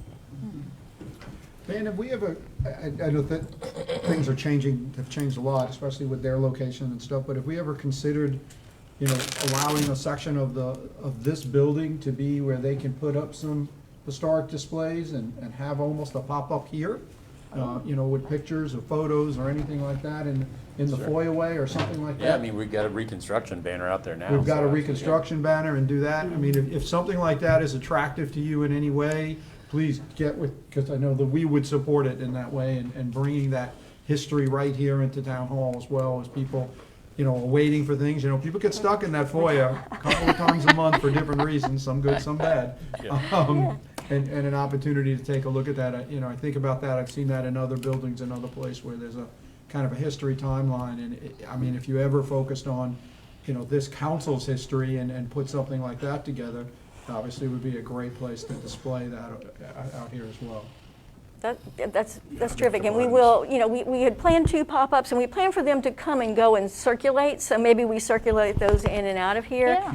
And we will tell you, it's one of our things that has stalled, but now we've got 3 of us working on it. We do have the mayor's exhibit in the museum, and you probably saw the skeleton of it before, but we've got 3 people trying to finish the research and get the mayor's exhibit up. So that might be something we could transfer to a banner at some point and bring it, and like a pull-up, one of those pull-up Right, things right, like the right. Park Service uses. That'd be great. Yeah. I have a couple items real quick. Go. We just spoke about some upcoming events and just make you aware of them, because I know we've worked with y'all before. The concert series, we're tentatively talking about an August timeframe, possibly, that we're in the works. Nothing's been finalized. Okay. But that's a good opportunity as a fundraiser. And Eileen, I know you and I have worked on some things there before. with In that heat. refreshments and water and popcorn and snacks and boiled peanuts and things like that. Maybe that's a small way. Yes. Looking at July the 4th fireworks this year, maybe that's another opportunity, fundraising. I'm just throwing it out there. Not only fundraising, but just getting y'all out in the public and let Right. people Fundraising. seeing you and setting up, what you do.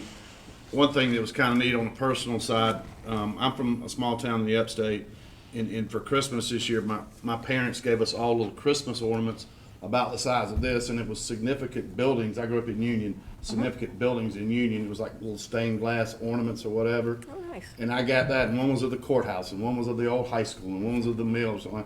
But, I just thought it was pretty neat if we had some 3 or 4 significant buildings, to Port Royal. I know you do the blanket, Right. and I've got one of the blankets, and you've got significant, buildings on there. Just something to think about, something to throw out there. Might be a good way to do something.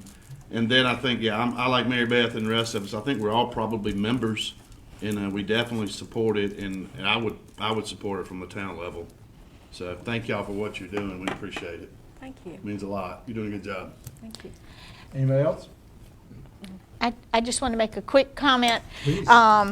Deborah is paid for 10 hours a week. She works countless volunteer hours. I'm almost ashamed sometimes. And of course, many of us do. So I don't want you to think we're out there trying to just find people and pay them. Right. We try to be very smart about that and get it where where we needed it. So we do have a lot of volunteer hours too. We do, and our volunteer hours will pick back up once we all get vaccinated and life kind of transitions back to what it's going to be in the future. We look forward to working with you again for another great year and keep expanding on it. Thank you. We can't thank you enough for all that you do of documenting the history of this town and along with the buildings and everything else that's associated with that. Thank you so Thank you. much. Thank you We so much for appreciate coming Thank you it. for your time. Whoops. Thank you. And Judge, she said, Mayor, Membership. you're I old just got enough a to be thing an the other day exhibit saying in I a was- historical mine was No, due. building. Is that what it is? You have You just have the you have to be mayor's You display. gotta be former before you get into the historic. I give it to you. I just hadn't had a chance to send it yet. Thanks. Thank you. Just got mine the other day. So next is gonna be the Friends of the Cypress Wetlands, after we disinfect the areas where they're sitting, and we'll bring them on in. That's really a pretty place now.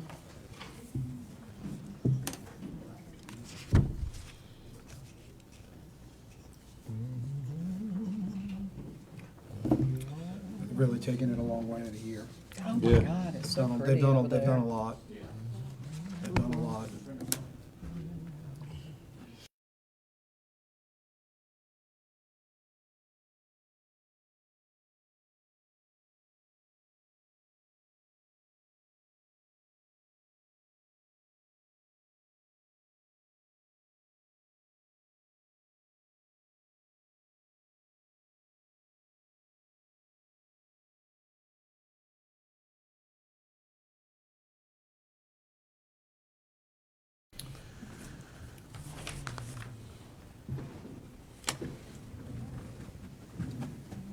Let me get the Friends Center.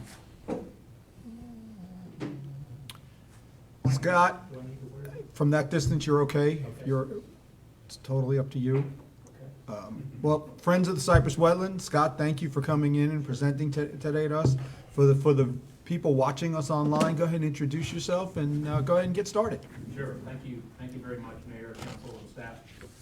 My name is Scott Clark, and I'm here to make a brief presentation on behalf of the Friends of Port Royal Cypress Wetlands. I understand that the council has accepted our letter into record, so I'm here to provide a brief summary and to highlight some of the key points.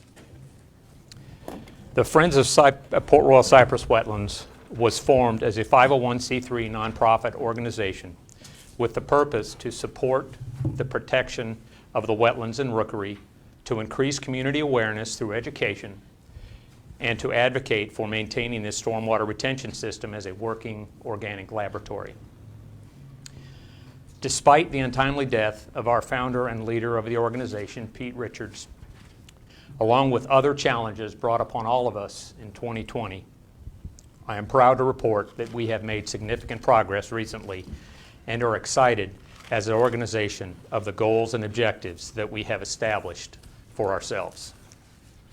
Just a few of the things that we have accomplished over the last year include creating a website to educate everyone on the benefits of the wetlands and the rookery, installing a live streaming webcam, creating a video series called Rookery Roots, which is hosted by Dr. Chris Marsh, and we installed bluebird houses throughout the main rookery area.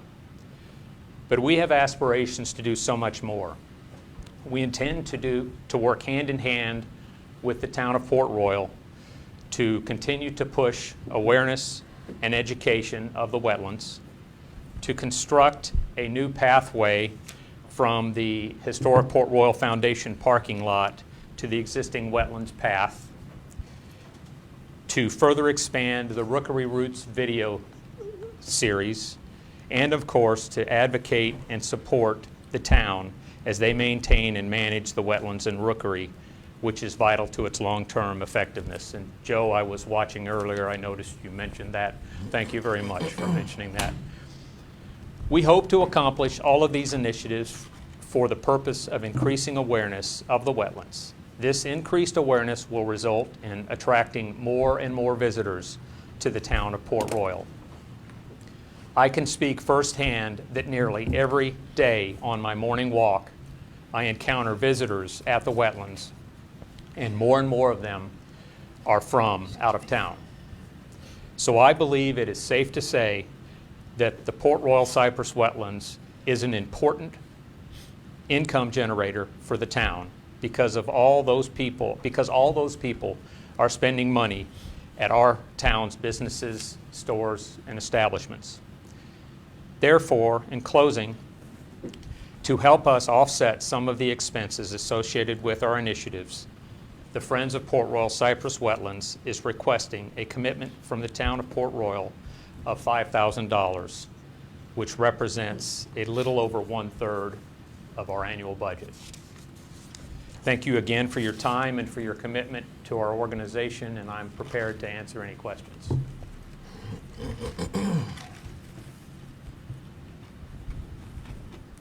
Council, have any questions for Scott? And what the Friends are doing? Oh, it looks great. That's such an understatement. You're right. It looks great. That is mean, such- it I don't know does. how I mean, else to there's say how nothing else great to it is say. and looks out there. What's happened with the signs, the update on the signs, the website, the live streaming of the birds is amazing. I like that. When I need something calm to watch. Where I know there were some things that were put on hold, and I know that we're all excited. Is there anything more on the birthday celebration? I mean, have you Well, started talking about it and thinking about that? We have, and in light of where we are as an organization, I think, you guys are going to be making that decision, but I think we're still a month or two away from the not doing any masks, not doing any of the, or relaxing some of the social distancing stuff. We decided to postpone Birthday for the Birds this year because you typically need to do it when they're fledgling, and that occurs in end of April, early May. So I think we're just unfortunately going to miss it this year. We have done we created a very aggressive fundraising plan this year that is going to be discussed and approved at our next board meeting, which is April 1st.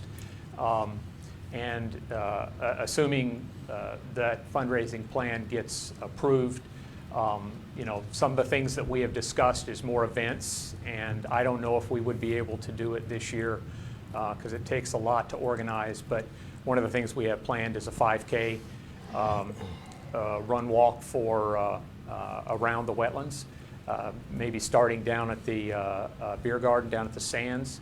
And we still want to this year, we would like to do a cocktail party or event at the main wetlands honoring Pete Richards and doing the dedication for the plaque that the town so graciously is going to be providing. And then we've got some other events that we want to try to do. We have a goal of trying to do at least 2 events a year for fundraising.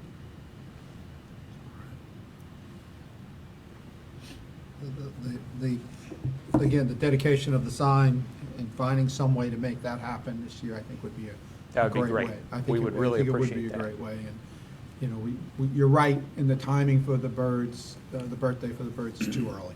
Yeah. I think that's a good decision. It takes a lot of planning, and we're just not ready yet, so we would hate to go through all the planning and then not be able to accomplish it. Right.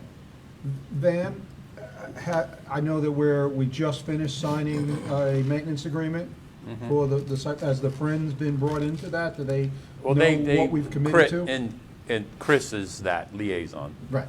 So, yeah, and we've got a meeting scheduled, I think, early in the week to meet with the consultant and the company we're using to do the maintenance to go over the scheduling.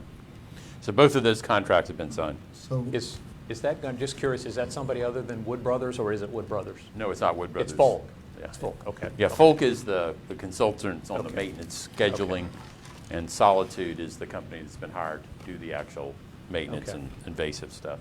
And then I understand that hopefully the pressure washing is going to get done for the boardwalks. Is that?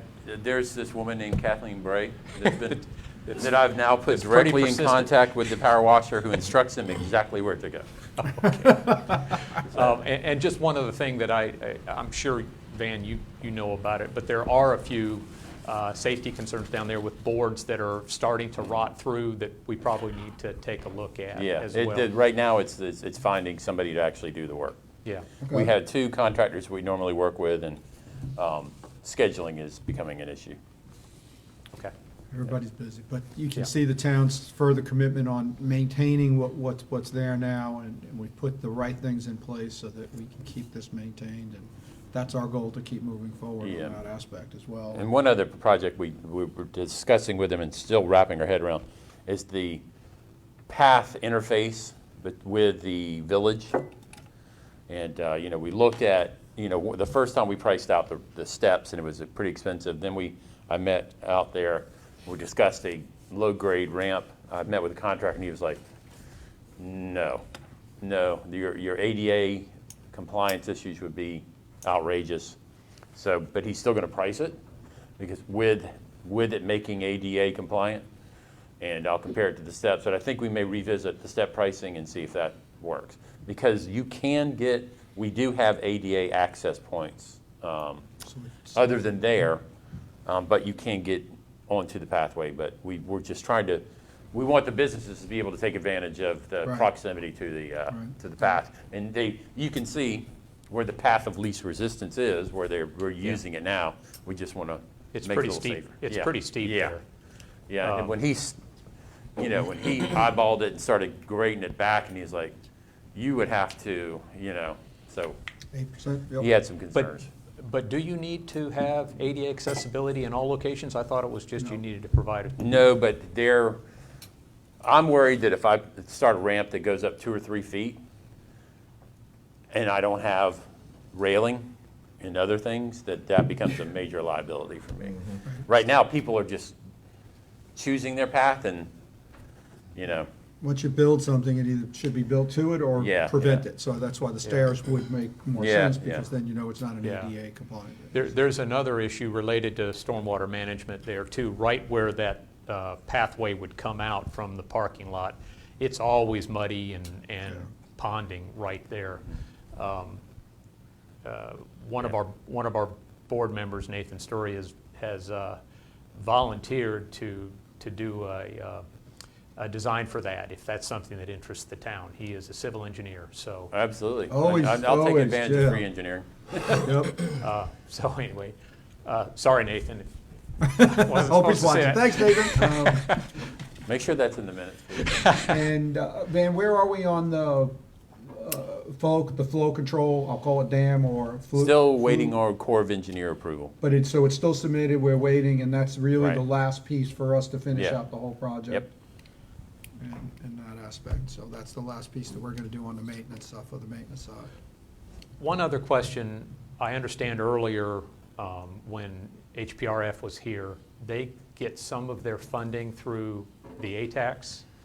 Is, because we attract tourism, is that a possibility for us as well? Yeah, this cycle is over, and we certainly can give you and make sure we reach out on the next cycle if you want to apply on your own. There's an informality to your process because we do not reach the threshold Right. for standing up.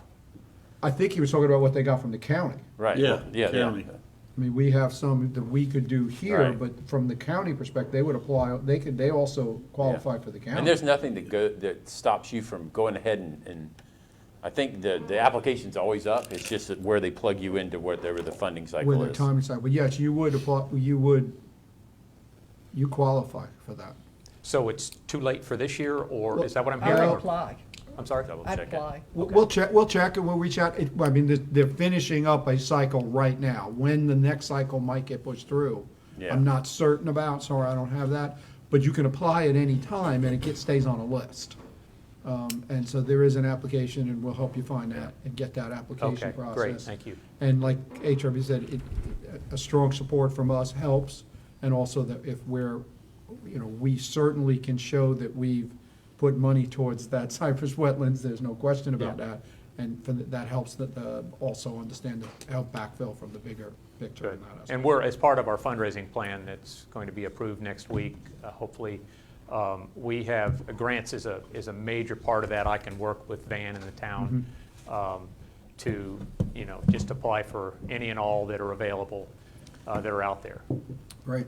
And because y'all have completed the 501c3 process, that will give you a pretty significant leg up in that process, Yeah. the ATAX county level Yep.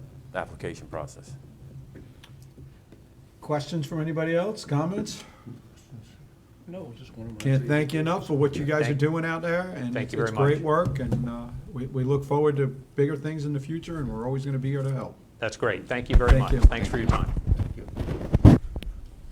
All right, so we are going to take a break for lunch now. We'll be back at 1 o'clock.